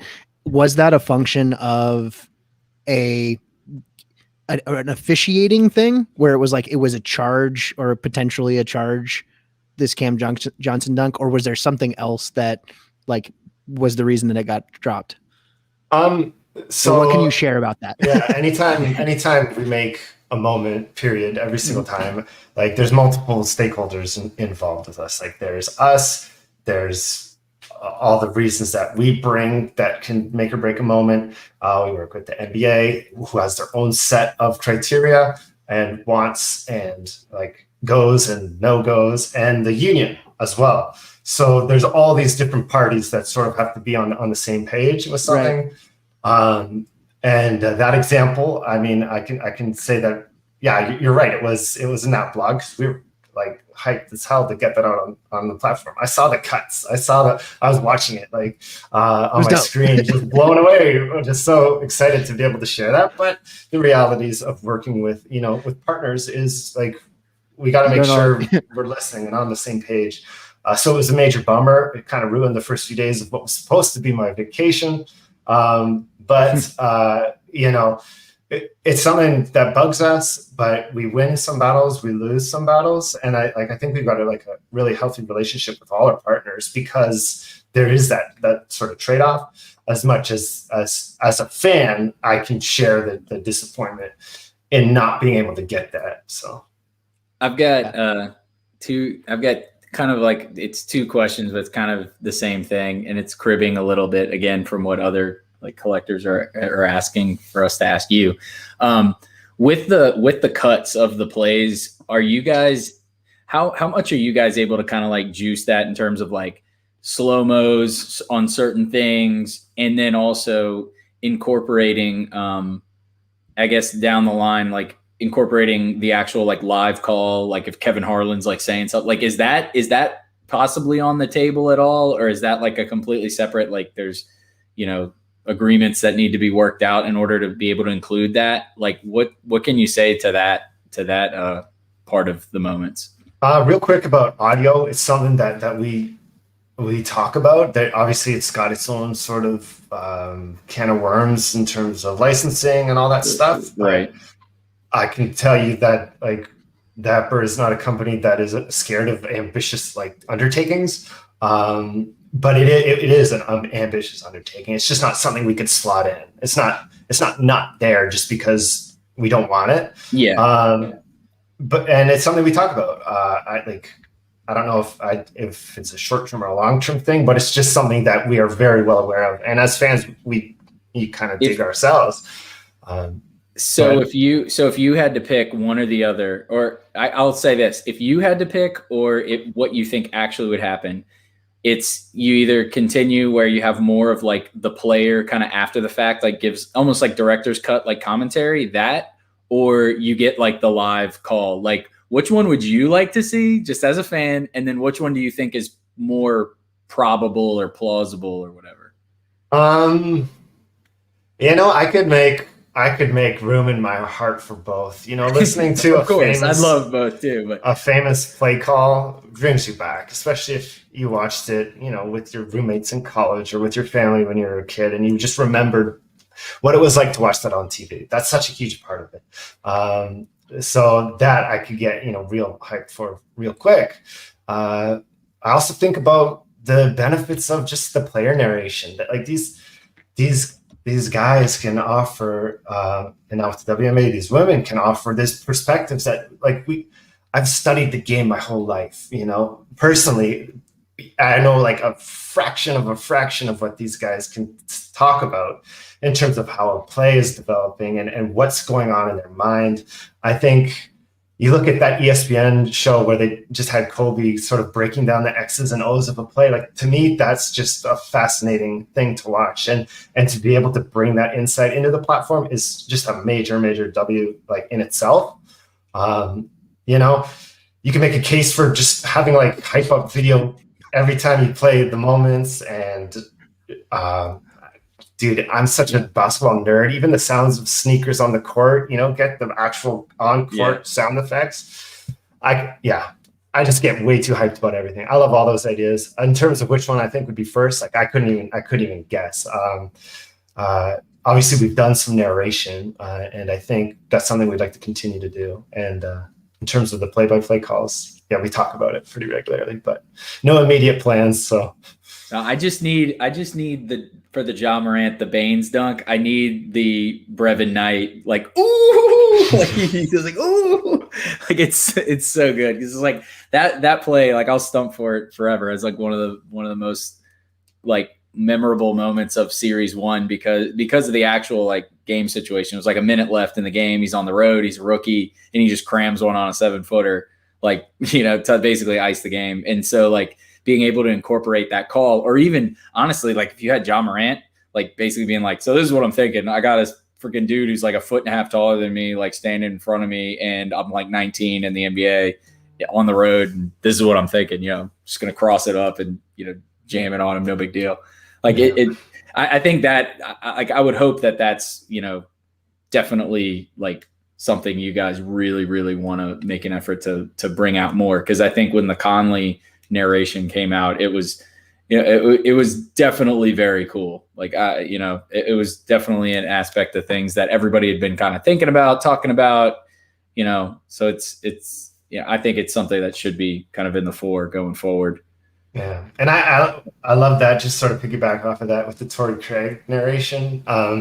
One of the things that we love the most about that alley-oop from game 2 or whatever is how wild the crowd reaction was to that, and the camera panned. You have kids going crazy. The Phoenix, first time we're seeing fans in the stands and forever, and everyone's just losing their minds. But a lot of this atmosphere, given the current sort of limitations, obviously we can't show obviously a big zoomed-in shot of fans celebrating. To be able to have Torrey himself kind of go into how much that energy in the building sort of fueled the run that they were on was pretty cool, pretty special. You also asked about the video cuts. Able to like manipulate or juice it a little. So we work with the NBAE on the video cuts themselves. They cut the assets that you see in the moments. These are the pros of pros. They do all the NBA social content. When we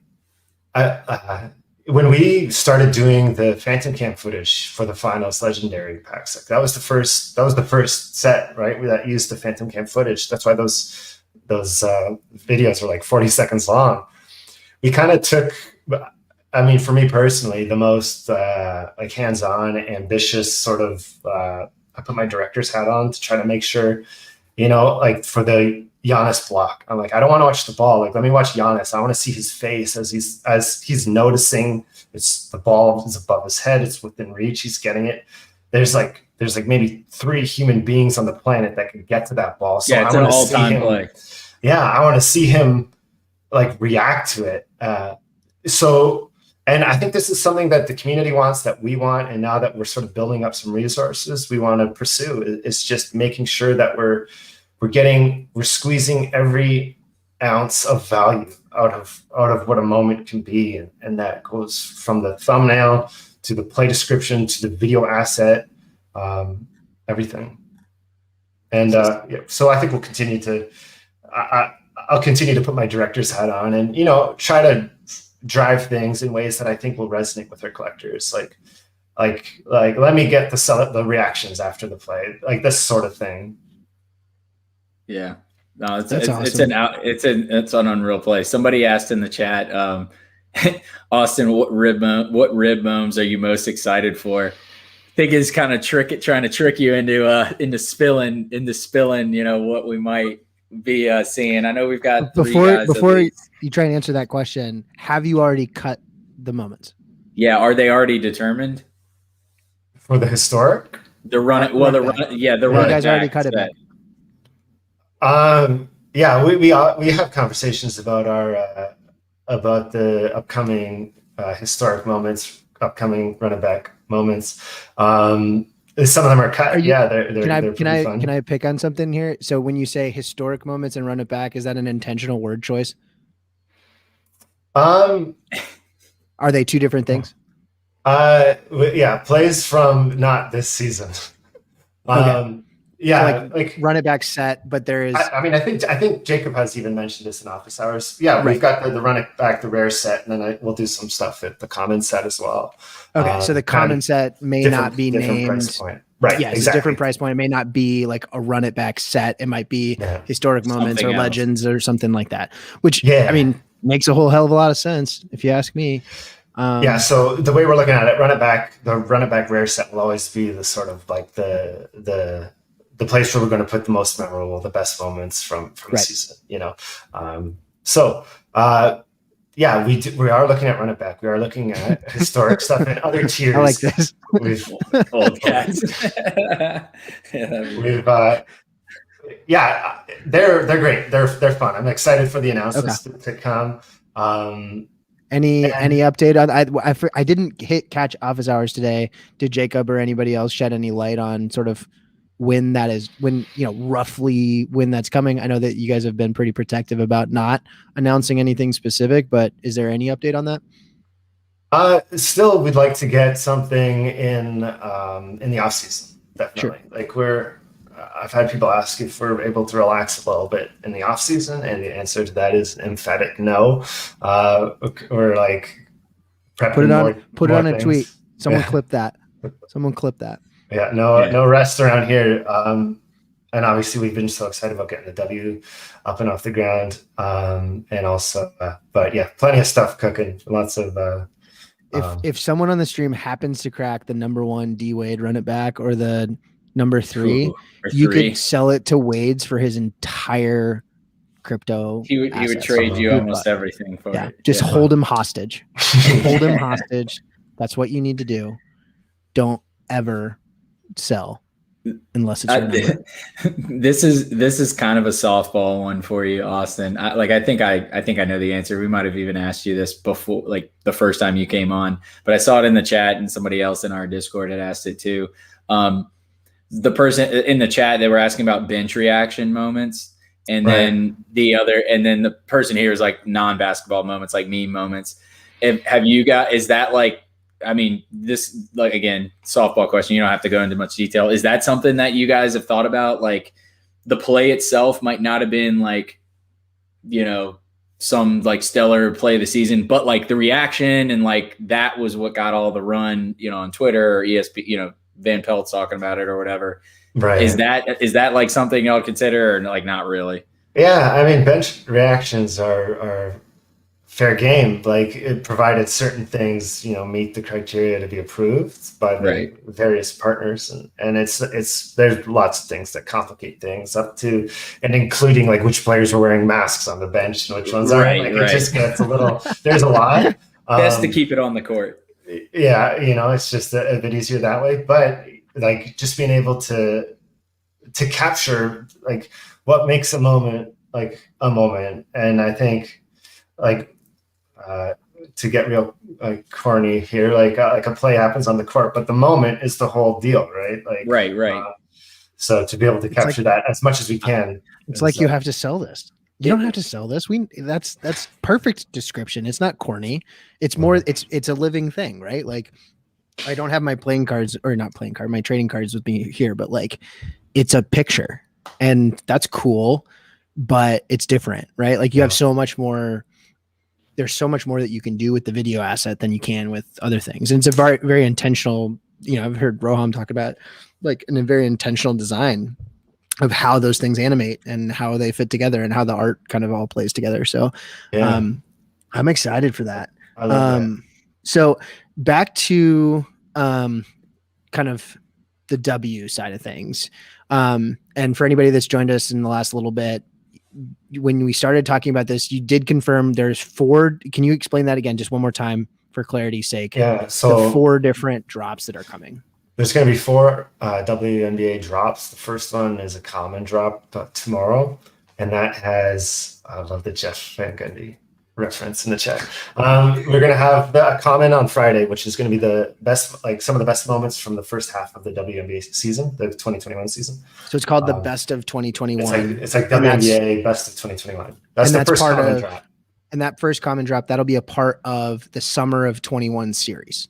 Correct. Yeah. Okay. And then also all part of the summer of 21 series. All 4 of these will be? Yeah, that's my understanding. Yeah. Okay. The next one that people are going to see is a rare set that kind of is going to celebrate the 25th anniversary of the WNBA. Really kind of hop back in time and show some of them. Does that have moments from all 25 years, or is it like can you say safely that like literally like one of the WNBA is a moment from it? It won't be 1 year. There'll be multiple years in that historic moment. Sure. Yeah. I meant like is y'all are pooling on the entire 25-year history is what I'm getting at. Yeah. Okay. Yeah, definitely. And so that's the rare. And then I believe the order is that the next one will be a second drop for the current season. Also a common, the same set, just the second drop of it. Mm-hmm. So the best of 2021. So it'll be 25 and ostensibly like 25 more players. Yeah, exactly. And then in the playoffs, we're going to have a legendary set. So excited for that. And will that be inclusive of all? Go ahead, Jugs. Well, I was just going to say that would be after like the finals. Like it's the whole playoffs. Like you wait till the finals, or you're going to like launch it during the playoffs where the champion hasn't been. I'm not positive about what that would be, but I would imagine it would include the finals moments. Okay. So that could come break it up or anything, but so that could come as late as like mid to late October, right? Because I think the playoffs are late September into October, right before the NBA season starts. Basically. Okay. Yeah. Okay. Yeah, and I think the turnaround on the finals legendary set was what, like 4 days, something like that. It was pretty quick. You guys turned that around, right? Yeah. You must have had a really busy. I imagine that was sort of like like tax season, like tax date for a CPA, where it was like just grinding. And I know that a lot of that is happening, but in particular the end of the season, like yeah. So how are you? Are you good? Are you? I know that you're probably not. This is a sleeping much, classic but, like, plunge question. And I no, love it. I'm curious and I care. Like, how are you doing? Are you good? Yeah, like the playoffs were such a valuable part of our like ability to sort of test things and improve processes. Because like throughout the regular season, we don't necessarily kind of stuff gets added when it gets added. Sets drop when they drop. They might get bumped up or bumped back. But in the playoffs, like if we don't It's get time a round sensitive. one set out, like reasonably close to the end of round one, it kind of loses the appeal. So that was our first real taste of, watching to see like, okay, I want the series to end in 6 games because if it goes to 7, it's going to get even tighter. That sort of thing. We're all of a sudden shrinking that turnaround window. And the playoffs was a nice way to sort of get our feet wet, being more ambitious with those sort of turnaround times. And then obviously we took it to the next level with the summer league moments. And I think consensus all around is that, I feel like the sooner we're able to get those moments out and available to people, the better. Like to capitalize on the current day, like NBA Twitter zeitgeist is, the sooner we can get that in the collector's hands, the more special it will all feel. So the playoffs, while taxing and exhausting, I'm so happy to have been able to make it through because I feel like it allowed us to really level up in a lot of different ways. So that's awesome, man. Hey, time check for you. Are you good on time? Do you? Yeah, no, I'm good. Let's talk. Let's talk. Can I talk some like? So I put out a couple of tweets today. I feel like I put my like Top Shot analyst hat back on. Like big brain plunge. No, and it wasn't a big brain plunge thing. It was more of a. One of the things that I talked to LG about when I started on his stream the first minute way back when, and we had a sidebar conversation. He was like, "Who do you want to be?" And I was like, "Wow, that's deep, man." Like, he's like, "Who do you want to be?" And I was like, I don't know. I was like, I need to think about it. And he's like, "You need to be the dad. You need to be the Sherpa. Like, you need to be the person that like, people can go to you with questions, and you can be the guy that like's going to keep it real, is going to be like tough love, but tell it to you straight, and be excited and like clap for the kids and like all that shit." But like, I think that's and I do that in a lot of different ways in the NFT stuff that I do as well, whether it's this currency stuff or whatever. Like, that's kind of who I am. At least that's how I feel. And I don't know if it comes across that way, but I felt a lot more of that today, whereas like I could feel, even if I don't know if anybody was following me yet, but like new people coming in, right? Like, and there's a big gap between all these things that all of us who have been living and breathing this for 6 months know, or at least have talked about a million times, that like we need to have the conversations about again. And so like one of the tweets I put out with there was specifically about the dynamics at play on the marketplace with the Aja moment. And one of the things that, I see in the chat going on right now, it is talking about like the price is crashing hard and all these different things. And it like harkened back to the Carlini Town situation that I sort of mentioned earlier. And it's the same dynamic is happening like in very short order right now. And I actually just pulled it up because it's sort of funny how like when I took the snapshot earlier today that we're seeing like significant differences in what was going on. So for anybody that doesn't know, and it could be anybody in the chat, like this is evaluate.market. It's a good site to look at this. There's a handful of other sites that do like trending graphs and stuff. This one happens to be integrated into Top Shot, so it's really easy to get to from the Top Shot moments themselves. So if you're in the Aja moment, I know that this is going to be a repeat for like 90% of the people in here, but just on the off chance that 5 or 10% of the people in here haven't seen this stuff, if you're new, this is how you get to it. So like, this is the Aja moment that you'd find on the Top Shot site.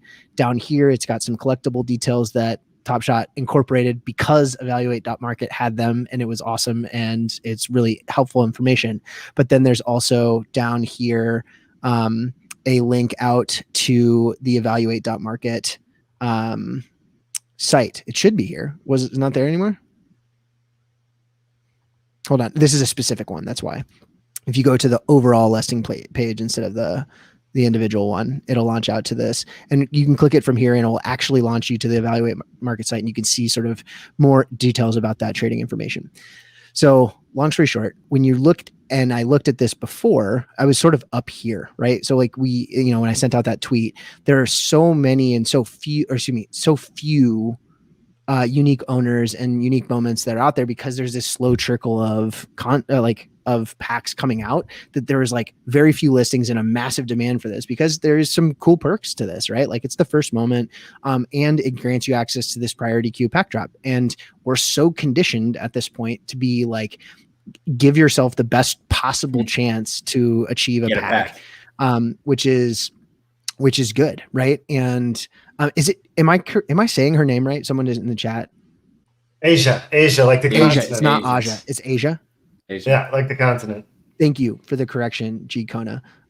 Asia. So Asia Wilson. So with this, then you see like there's so much demand for it that all these listings like drive up, and you couldn't list it. Like every single low listing is going to be snapped up immediately, and that's going to continue to happen as people open their packs, want to make their dollars, and go from there. But when there is more equilibrium in the market, there are more out there. There's a larger percentage of those listings. Things start to shake out and get a little like cleaner. The really interesting thing that I noticed when I looked at this, though, right now there's 2,608 owned. Right. So that means that and that's not necessarily reflective of everything that's been delivered. Right. Because there might be things in packs that haven't been opened yet. But this number here of total owned, this is the number of moments that are in people's accounts. That's almost exactly twice as many as the sales. And that means that like half of all of the moments that have been cracked have been sold on the secondary market, which is crazy. Like that's a lot. But that happened like to almost the exact same quantity in the Carl Anthony Towns situation, where it's like once these things spread out, it will become cheaper in theory because there's more supply and so forth. That said, it's a very quick turnaround between the delivery of these moments and then the pack drop tomorrow. So just to confirm, is again 11 a.m. Pacific is the priority queue. So if you want an Asia moment to be able to access that priority queue, you need to have it in your wallet before 11 p Pacific. That's what that's what it looks like. Yeah. Okay. And so, there's 10,000. The queue is 10,000, and the Asia, there's, I mean, it's a what 11.5 mint count or 11.250 mint count. I think it's probably safe to assume that not all of them are going to be delivered and opened and correct. All of that. So if you buy one, you're all but assuring you're going to get a WNBA pack, just like the way the market dynamics are right now. But yeah, I remember. I mean, the price of it now, it's 135. There's 327 for sale. There was like 50 for sale, and it was over 200. And that's just like a technical aspect right there. There's just not enough people that have gotten their hands on it yet that are selling it. So, big brain move is you get it early, you sell it, and then you just go buy it right back later. You buy it tomorrow morning or something. Yeah. But this is a crazy, so it's very evident like what's happening at each of these is, I guarantee you that the like influx of packs that got airdropped happened at like 4:45. So like 4:45 packs went out, and guess what? Like it just starts right in here it starts dipping. No, maybe not 4:45. It's somewhere in here, 4:30 or whatever. And then here is where it happened again. So like 9:30 packs go out. They start getting open. People start undercutting and going from there. And then now it's finding its footing again. I ran into this problem last time when I had Jacob on too. Like when I want to talk marketplace with you guys, like Austin probably can't comment a whole hell of a lot, but there's some like, it's pretty obvious what's happening if you're sort of in the know with it. So educate yourself, be aware, and so forth. The marketplace beyond this Asia moment is going absolutely bananas. Broke a record yesterday. Yeah, it's nuts. There's the top sale. Did you see that, Austin? Yeah, do you guys talk about? Sure, you did. Talk about that. You had to be buzzing on that, right? What's the dynamic look like in Slack when something like that? Who's the first person that typically like notices something like that? You know what? I thought that was so funny yesterday because I was just casually perusing the like moment ranks like wall, And then I just saw this purchase like 11 minutes ago. Like this LeBron was bought for like 230. Like I'm like, oh my, like am I reading this right? Like, am I reading this resource right? And I'm like, oh yeah. So then I go check in the Slack and it's already blown up. Like, oh my God, like look what just happened. Definitely, no, everybody gets hyped about it. You know, we've got so many people that are on social that are just engaging with the community, whether it's on Discord or Twitter or whatever. So there's usually, that's the nice thing as we grow the team out. There's always somebody, you know, with their finger on the pulse of what's actually happening in real time. But I just thought it was funny that I was just casually browsing moment ranks at the same time that it happened. Probably nothing, you know. Did a double take, you know. But. It's a nice little turnaround. The one thing I'll say for you, just to give you like a little nugget, and I'm sure you're in touch with, you know, the internal folks talking about it as well. The big thing to me that is encouraging is that while the average price of what's being bought is going up, the median price has kind of stayed the same. So the way that you interpret that is basically like the base level entry for people hasn't really like gone up. So you don't have like a supply issue. It's not like there's not enough moments and there's like too many people rushing into the same thing. Like you have established a good floor for people. Like if somebody wants to roll in and get a Kyrie, like they don't have to pay like $300 for it. Like there's options for that. And so the median being like the typical mid-level price point is very reasonable for most people. Yet the average price is going up, and that basically means that high-end stuff is appreciating. High-end stuff is catching a higher bid, which the case in point, like the 230 grand LeBron, like the high-end stuff is finally sort of running while the base level stuff is able to kind of stay base level, which like, I know your realm is more just picking the moments themselves, but like from a marketplace viability standpoint, like that's what you want to see. Like you want the good stuff to be valued appropriately, but you also don't want it to be this place where it's like virtually unapproachable to anyone because there's just not enough out there and there's too many people scrambling for the same stuff. So like that's the thing that like if I was going to tell you, like, you know, outside of like just what you're doing, like in terms of picking stuff, like from marketplace dynamic, like that's really encouraging going forward. So yeah, I agree. And I think it's a sign of, you know, just the product maturing, you know. Yeah. It was wild. That January, February runs were wild. And I think the product is just so much healthier when there's people who can come in at any like price point. If there's something available for them. I've got so much faith in the real like OGs of Dapper that had this vision and have stuck to this vision and been able to get us to this point where we can be able to offer something at an entry level, which really reduces the friction of new users like that come in and, you know, really get us excited about the product as we all were back when we first started collecting. Obviously, that's just such a key metric for growth, is being able to have that satisfying experience for new collectors. And when, you know, you have to come in and drop $300 for a Patty Mills moment, you might not just get Top Shot, and maybe you turn away from Top Shot. But I think being able, like the product team, they're so great at streamlining that process. Like I feel like such an old man, like the kids these days that like start at Top Shot, it's just such this seamless sort of funnel. And it gets better every week.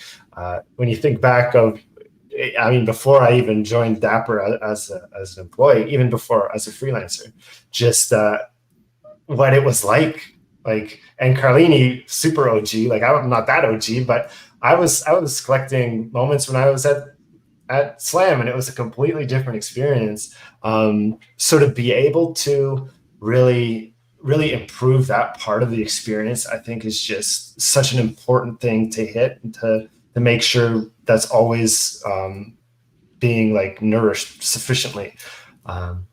But to be able to see the growth of the market on the other end is obviously just amazing as well.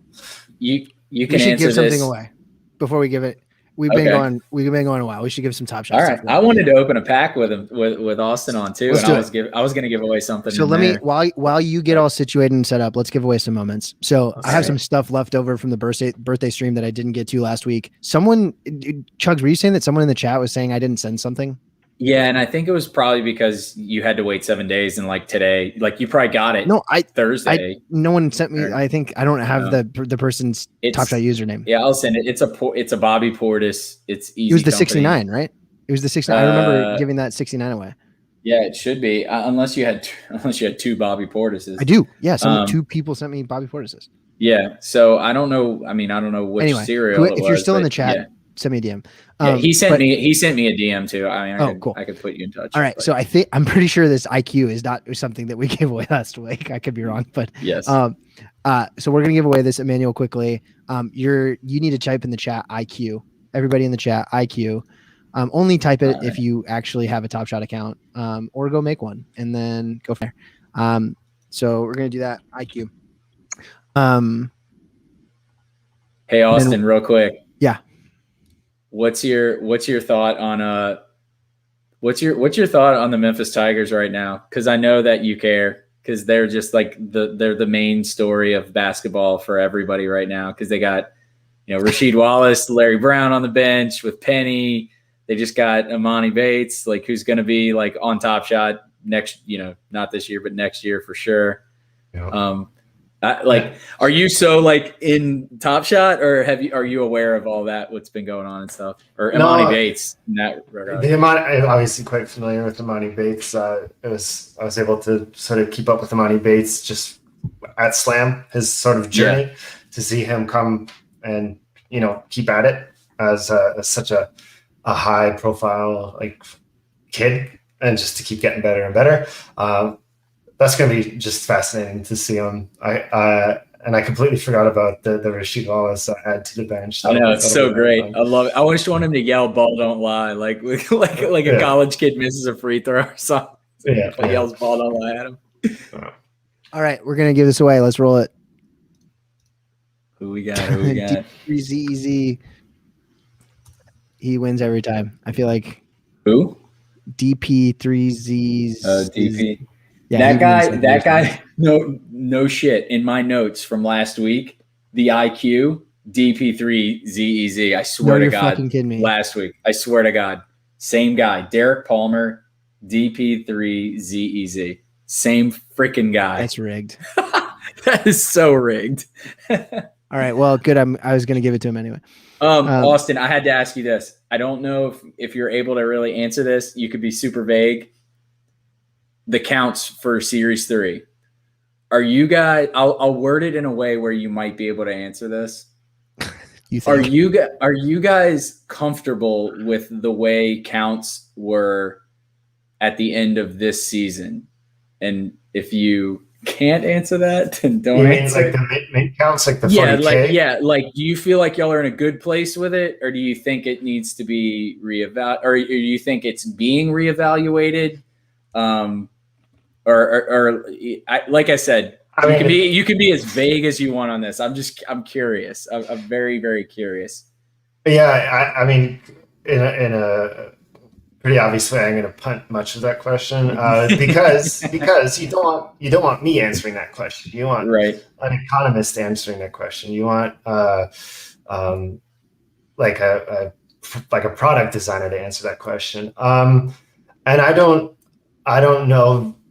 I couldn't even tell you one way or another with any sort of insight other than a guess. But what I can tell you is that I think we're just looking at Series 3 as this opportunity to really sort of get in front of and proactively plan for. And I don't know if we'd ever be able to sort of share exactly what those edition size goals would be, because obviously they're meant to be dynamic. But I don't think you could assume that we'd be going straight back to what it was and at that pace. Like, I don't think you can make that assumption, but I don't think you can assume that anything else will be drastically reduced. But I will tell you that people much smarter than myself and people that were not in the product even at the beginning of series 2 are talking about this daily and just putting a ton of thought into it. So I'm really excited to see what they come up with. Yeah, I'm curious Cool. as well. All Let's right, Trey open. Let's Trey in the chat. Trey in the chat. Trey in the Ready? chat. And we're rolling Do it. make sure you spell it right. TRAE. Gabgon 16. Nice. Gabgon. All right, you want to crack a pack, buddy? Yeah, let's bust one. I've got. I'll share my. Let me get this Chrome tab. Make sure I'm sharing my audio and all that good stuff. Let's see. And then after we do this, we're gonna bring on Ars0nic.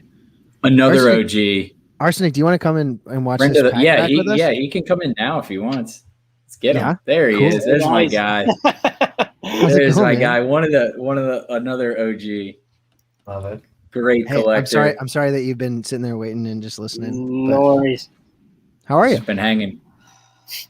You got a lot of packs, dude. I mean, I've just held on. Like I won this one for the like showcase contest, like the All NBA thing. This is from the NLL. This is from the NLL, and this guy I have yet to open because Steph Curry's jersey match is not has not been opened yet, and so you bought I'm another like, one, right? Yes, I Yeah. bought another one. I'll I did be- not I'll do be the right back. I did not do the BS, which random soapbox with Punch and I. We had a guy in our group who in our Cool Cats group who actually missed out on, like, I think it was the Infinite Objects snapshot that was being done because he was holding the LaMelo in the pack. And he was like, oh, like he was salty about it, like understandably. He's like, I earned it and blah, blah, blah. And I didn't open it. And I got to say, like, I don't want to sound like company man or whatever, but it's like, look, you didn't open the pack. Like, you technically don't own the moment. So, I don't know what else to really say there. But so yeah, I'm holding this Steph because the 30 is his number 30 is still out there. But of these packs, I mean, I can't remember if, like, I know the base set music. I can't remember if any of these are any better. I'll let you guys. I mean, Austin, which one would you want to see? A drop 3 Cool Cats, a playoff, or base set? Which one would you want to see me open? Was drop 3? Was that cold countries? I don't know. Maybe. Yeah, I'm trying to think what the third drop iteration 2 is. was the cat schools. Yeah. Cold countries. Cold countries. So which one do you think we should rip? I was gonna let Austin pick. One of the sets that I was just so hyped about and kind of bitter that I couldn't collect these myself was the playoff set. That's the one I get most hyped about. All right, let's do it. We'll open a playoff set. We'll open a playoff pack, and I'll give away one of these. So here we go. I like the you can record the pack opening, by the way. Oh, That's cool. Hopefully this isn't like too loud. Is this like crazy loud? I like the jams. I need to see Corns dancing in the chat. Let's get it. All right. So left, right, or middle? Can anybody hear me?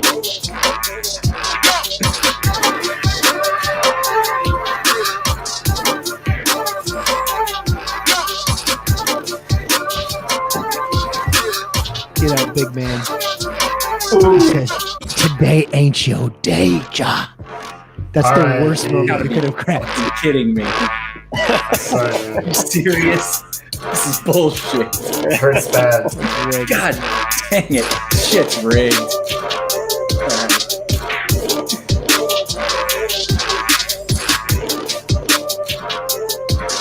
All right. Yeah, good cereal.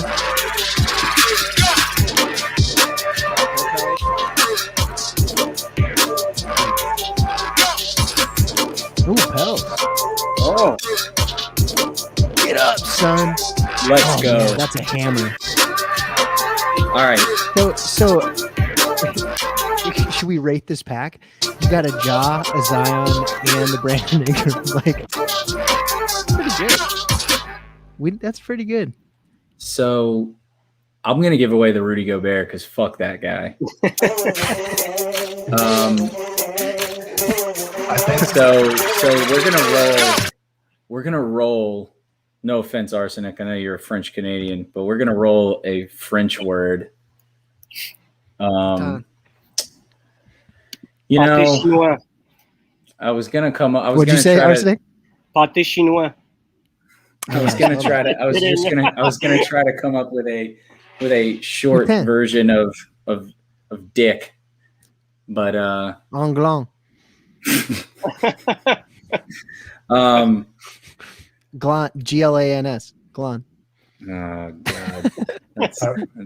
I worked some construction with a guy from Quebec when I was in university, and all I remember is tabarnak is stick on this. Like it's like it burned into my brain. There you go. The last words, yeah. Yeah, see it in the chat. Is that how it is? No, you pick. Go ahead. I'm trying to think of something insulting to one Rudy Gobert. Whatever. Just we're gonna. I don't mean shit. Okay, real quick. You're dragging this out. Is frog okay? No, that's offensive. It is offensive. Okay, yes, sorry. Very offensive. I take that back immediately. This is marriage. We will go. No. All right. Yeah, that's canceled. Someone clip that. Fries. Fries Okay, is the code word. Fries is a code word. And I'll give away the Gobert. All right, should we run the giveaway? Really, yeah, you can play the music. Fries. Subscribe and that bullshit. You might win some free shit. Gonna give away. We're gonna give away some. We're gonna give away. We're gonna give away some. It could be you. It's probably not. It's probably not. And if it is, oh, that would be so crazy. I smell a bot. Rigged. This shit is rigged. Rig job selling.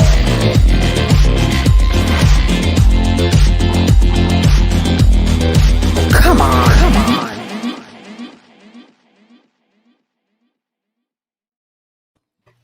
Who we got? We have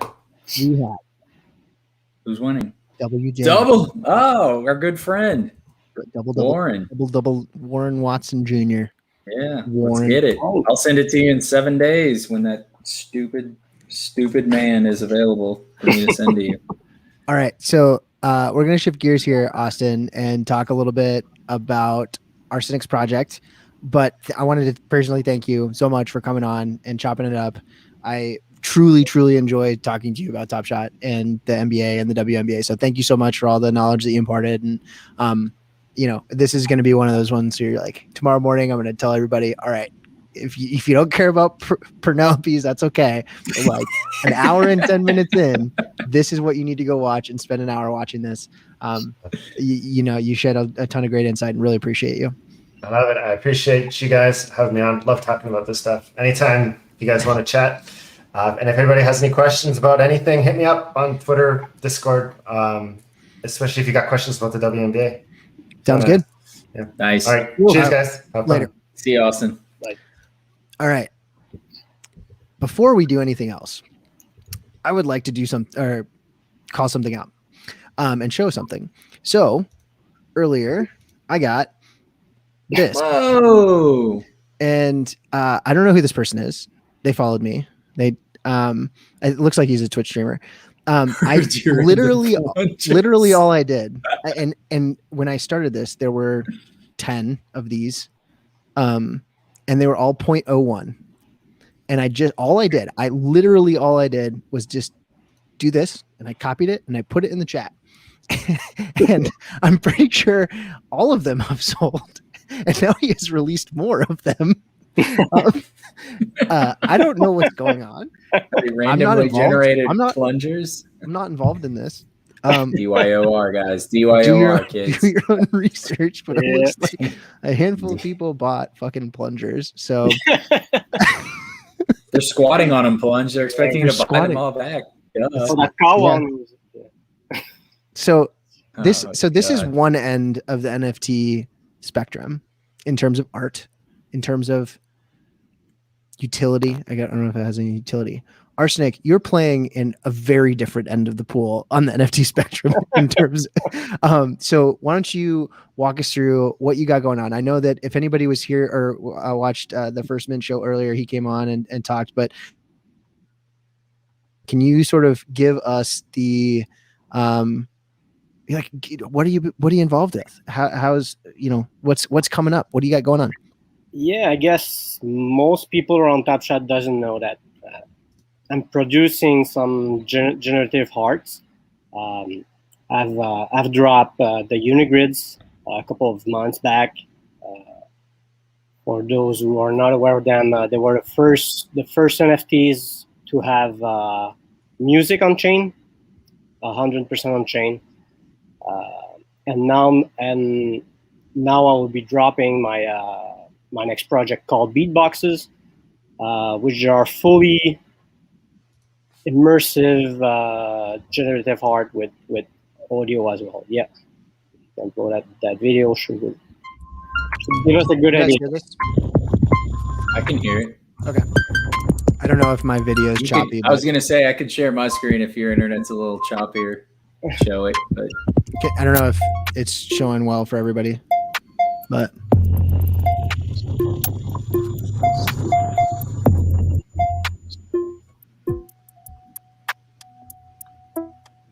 So yeah, actually, all the music in that video are not edited or anything. It's the actual beats that will be included with them.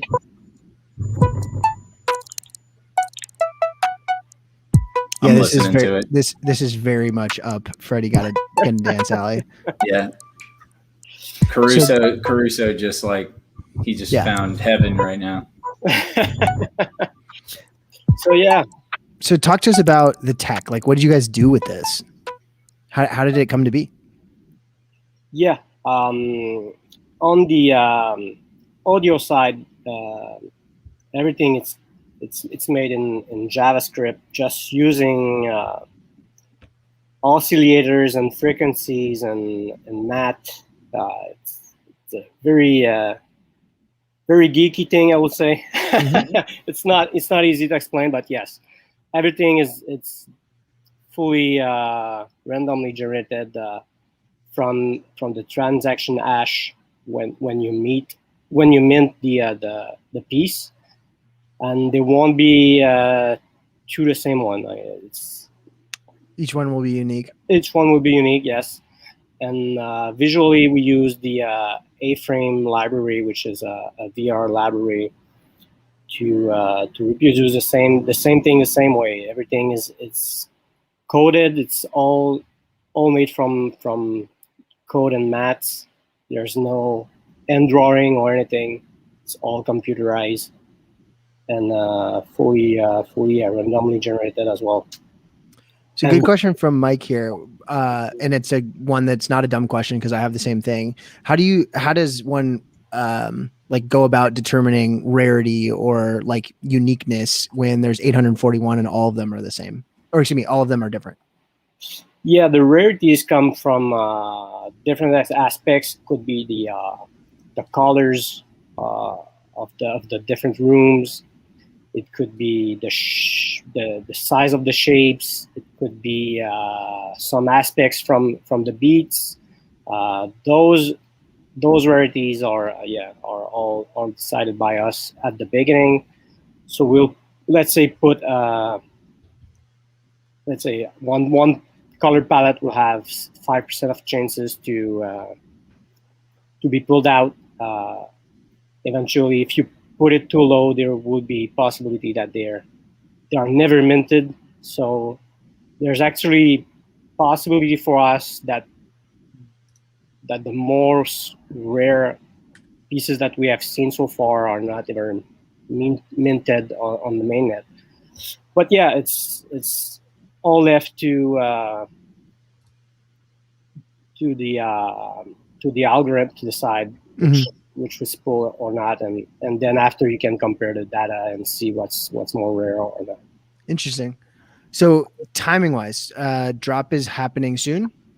Drop is happening this Saturday at 3 p.m. ET, which is 7 UTC. It's happening on Art0nic website. It's artblocks.io, right? It's Art0nic.io. Yeah, exactly. Our link is not activate yet. They have a curated drop tomorrow, so they want to give them the full visibility before activating any other projects. Okay. And so you and I talked about this a little bit in DM, but you've got an interesting pricing model, right? So for anybody else that's out there and is sort of interested in NFTs in general or participating in the marketplace, like gas has been a massive problem recently, especially with super high demand projects.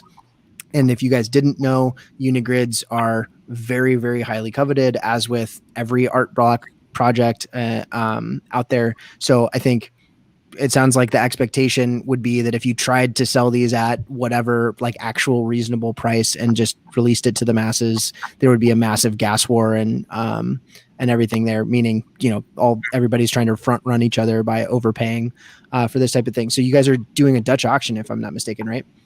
Yeah, it's actually the new wave on Art0nic right now. They have been using Dutch auctions for a couple of past projects to avoid the gas war, because people were just paying 2-3 times the amount of the mint actually. Yeah, so if it was an ETH mint, it would be like 2 ETH in gas or something ridiculous like that. Exactly. So which just goes all to the miners and not to the artists and the people that are actually doing the project, which is silly. Yeah. So that exactly. So yeah, what they're trying to do, they're trying to find a better balance in the Dutch auction, because when they started too low, the same problem happened. I see you putting Unigrids. The reason I'm pulling Unigrids up is because I want to make it, I don't know how many, this is one of those things that Unigrids in particular was incredibly successful and very, very cool. But just to put things in perspective for folks, having seen enough of this stuff, it would not surprise me if something like this ended up in the massive number range US dollar wise or ETH wise. But so in terms of the size of Beatbox, you've got, it's 800 and however many, right? It's 821 or 841. 841. It's 2 times 420. Yeah. Plus 1 because the number 0. Okay. And then on that, you've got then a Dutch. So for anybody that hasn't seen a Dutch auction or doesn't know what that is, the way that it works is it starts at a specific number and you generally put that number really high, and then incrementally it goes down until someone buys it. So how is that process going to work? Are all 841 pieces all going to be put up for sale at the same time at the same price, and then each of them is going to Dutch auction individually all the way down until someone buys it at whatever price they're comfortable with? Or can you shed some more light on that? Yeah, how it works, there's a purchase button on the website, and it stays there until they're all gone. How it works, they will be starting at 14.20 ETH. Hopefully no one buy in. Yeah, don't buy it at 14.20. Don't buy at that price. I've put some mem prices, hopefully to make it clear to not so that price. When it ratchets down, is it incremental 0.01 at a time, or is it it will be every 5 minutes it will start at 14.20, and then it will go down 5 minutes after to 9.60, and then 5 minutes after will be 6.90, and then 5 minutes later 4.20. So yeah, you see the pattern. I appreciate you. Yeah. So in theory, some and not all 841 of them are likely to be purchased at it could be at a specific level or threshold, like when people are comfortable. Let's say it's 4.20. You find a clearing level. So then it's like, hey, people start going, and then the train starts running. Exactly. So initially our plan was to list them at 2.5 heat. Yeah. But the last drop on our blocks was starting at 5, and there was actually a gas war on it. So it's crazy. So we've been working with art blocks to try new things. Start really high at around 15. So hopefully no one buys in at these prices. Could be one or handful of guys doing it, but hopefully people are thoughtful. Hopefully they look at the Dutch prices. They pick one that goes they're well comfortable with them, and they stick with it. Either you get it. There's a tons of drop around. Don't go over your budget. Don't spend beyond your means. So, I got a question for you, Ars0nic. I'm sure you've tried this out, like the VR aspect.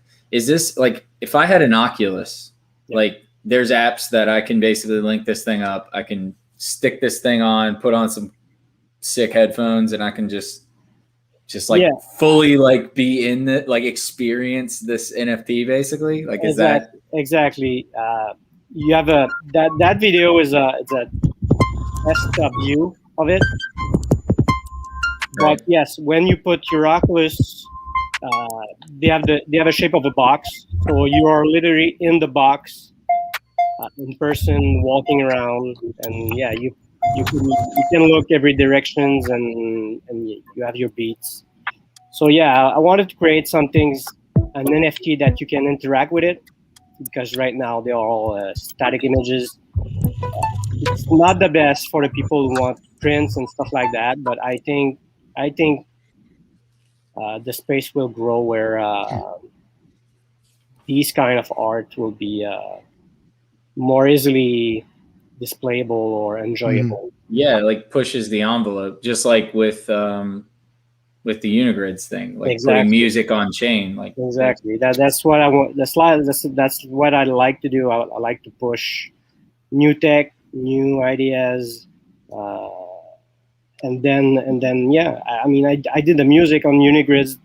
They were not the best, let's be honest. But it was more of a technical feat. No, exactly. Anything, right? And I had technicals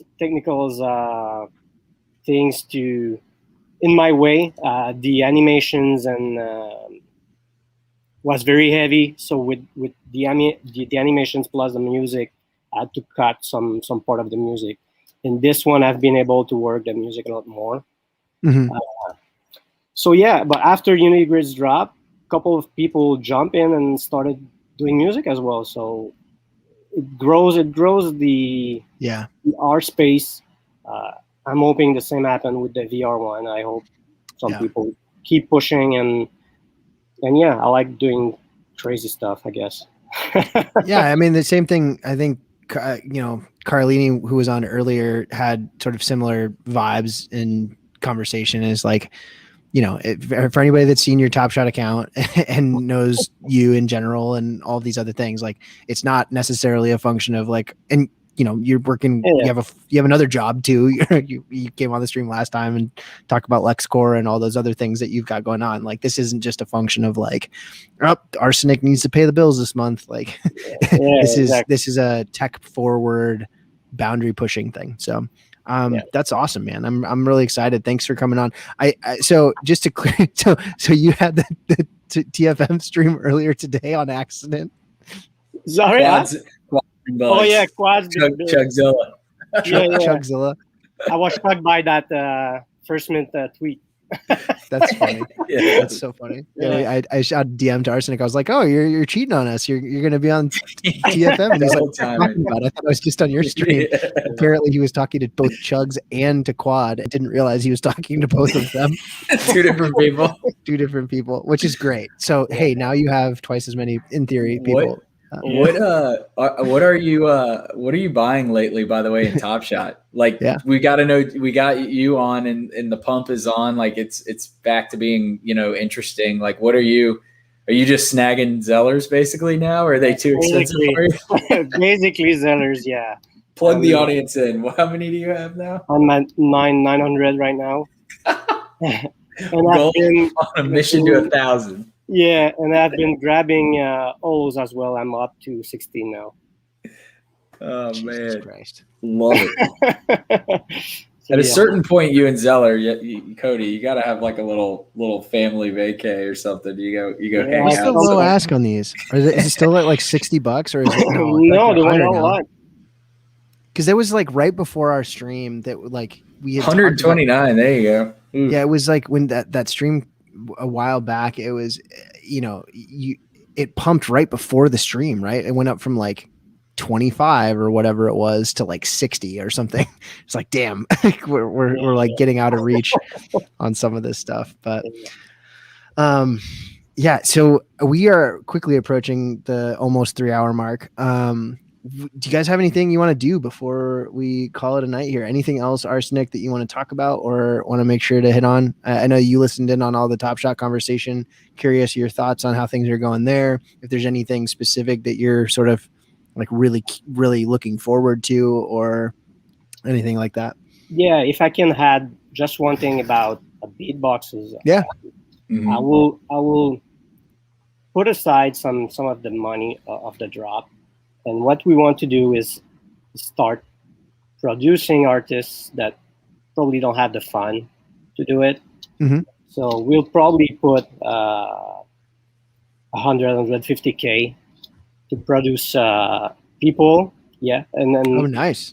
And when their song, the goal is to have them use maybe some part of one beatbox beat or something like that in their song. And when it's fully produced, we'll legally attach the rights to the NFT. That's something I want to try and push around here. Cool.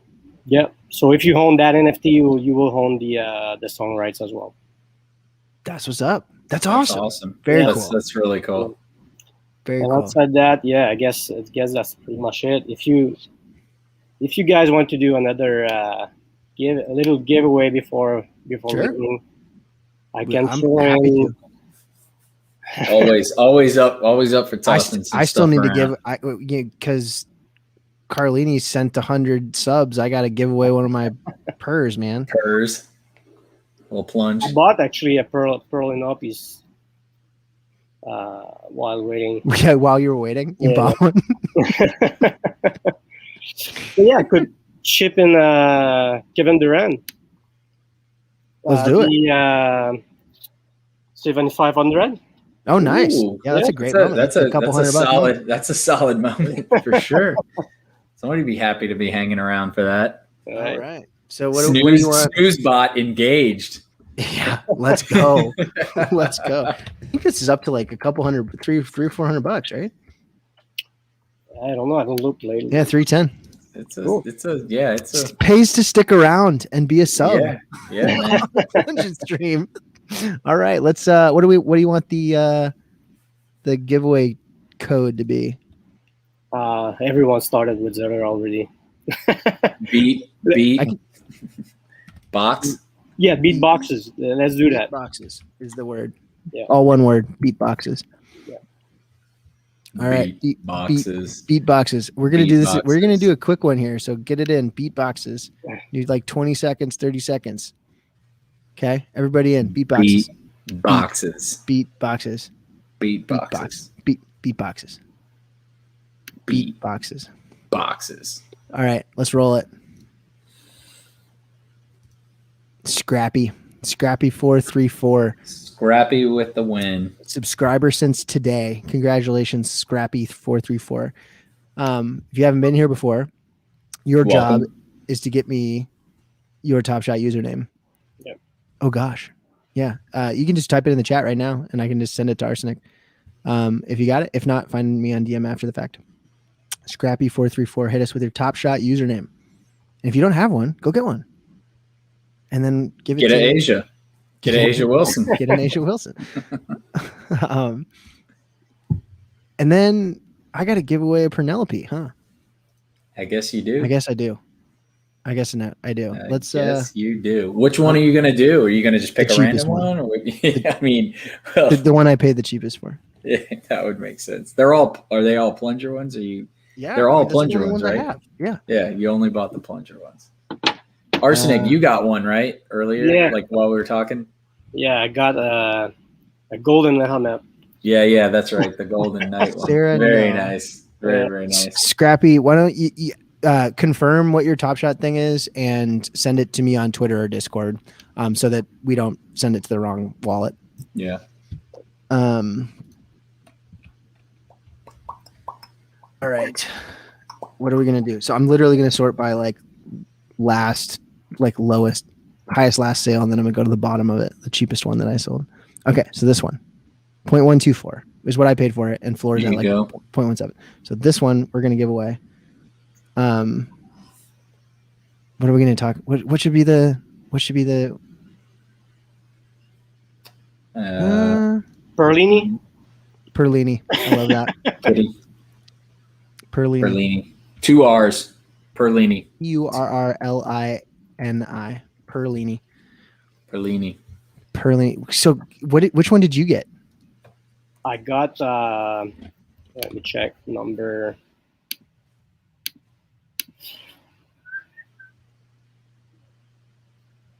He's got the link. The link of it is in the private chat, Plunge. If you want Is to. it? Hold on. It's Yeah, 40, he dropped it 40, in there. 4089. It's golden crown or golden knight helmet. 4089. Yeah.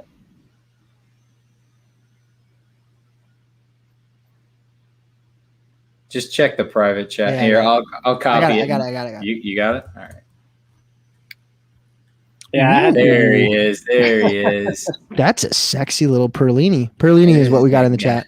There's All right, that it pays guy. to stick around. Here we go. Perlinis. Rolling, Ready? rolling. Roll it.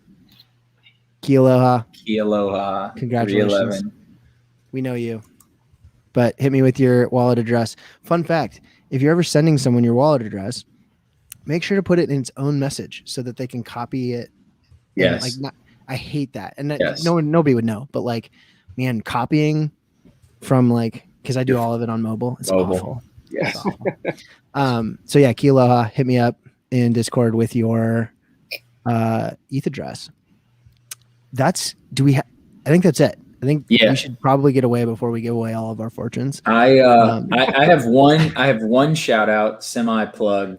I shared my screen for you, Plunge. My son, with Sup Ducks. So I have a Sup Duck. They did like a meme contest, and that was my submission. They have a really cool app. Like the floor on it has already kind of, I mean, it's over and eat. So this isn't like some small kind of like you could easily kind of like dive in, unfortunately. But just it seems like a really cool community. They're really like engaged and they're providing cool value. Like they have a little app where you can like do stuff like this, and they're very present. It seems like Frankie Nines, the artist, he streams pretty regularly and kind of keeps people up to date on like what he's doing and what they're offering. Anyway, entered that into the contest. Turns out it was the winner. We have some like one of one like airdrop coming our way, and that's going to be my son's first NFT. Like Nice. that's what we're going to do. So I just want to give them a shout out.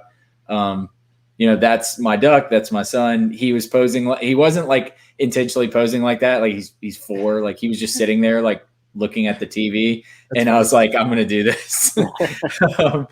Awesome. So anyway, yeah, cool project. It seems like Yeah. good team. And, we Yeah, won have the a really little good contest. 112. Yeah, what's the floor at? 112. Yeah. I actually like the Cyclops ones. Oh, really? Yeah, I got a pizza one a couple of weeks ago as well. Yeah, so I think I don't know. I may have said this last week, but so I gave Alan from Top Shot a cool cat when it was like 0.02, when it was worth nothing, and then it like rocketed, and I think he felt bad, so he gave me a sup duck. And that's the one you have? Yeah, this is mine. Solid. And it was, at that time it was like under 0.02, I think, or maybe right around 0.02 is the floor. And it has since gone up. So like we're both even. So, which is great. So anyway, I think we're going to cut it there, guys. It has been a long night. Thank you, Ars0nic, for coming on as usual. You're always welcome here. I appreciate you waiting around for a couple hours. I'm sure your wife is super happy, but she came down. What the hell? yeah. What's going on? Why are you so late? Same here. So anyway, good talking to you guys. Have a great rest of your night, and we'll play it out. I think, if I'm not mistaken, let me check really quick. I don't know if anybody else is streaming right now, but we can raid somebody. Raid somebody over. Anybody on? I bet Judge is on. Yep, Judge is on. So how do I do this? Because I'm using StreamYard. I think I can do it from. Hold on. So I'm going to set up the raid here on my channel, and then raid.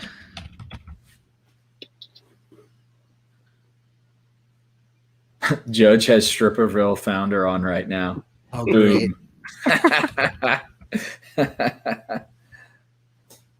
Just DG courtroom. I guess. All right. So if anybody wants to raid over to the Judge, if you haven't seen his stream, he goes every night. Hop in there. We'll play you out with our outro music.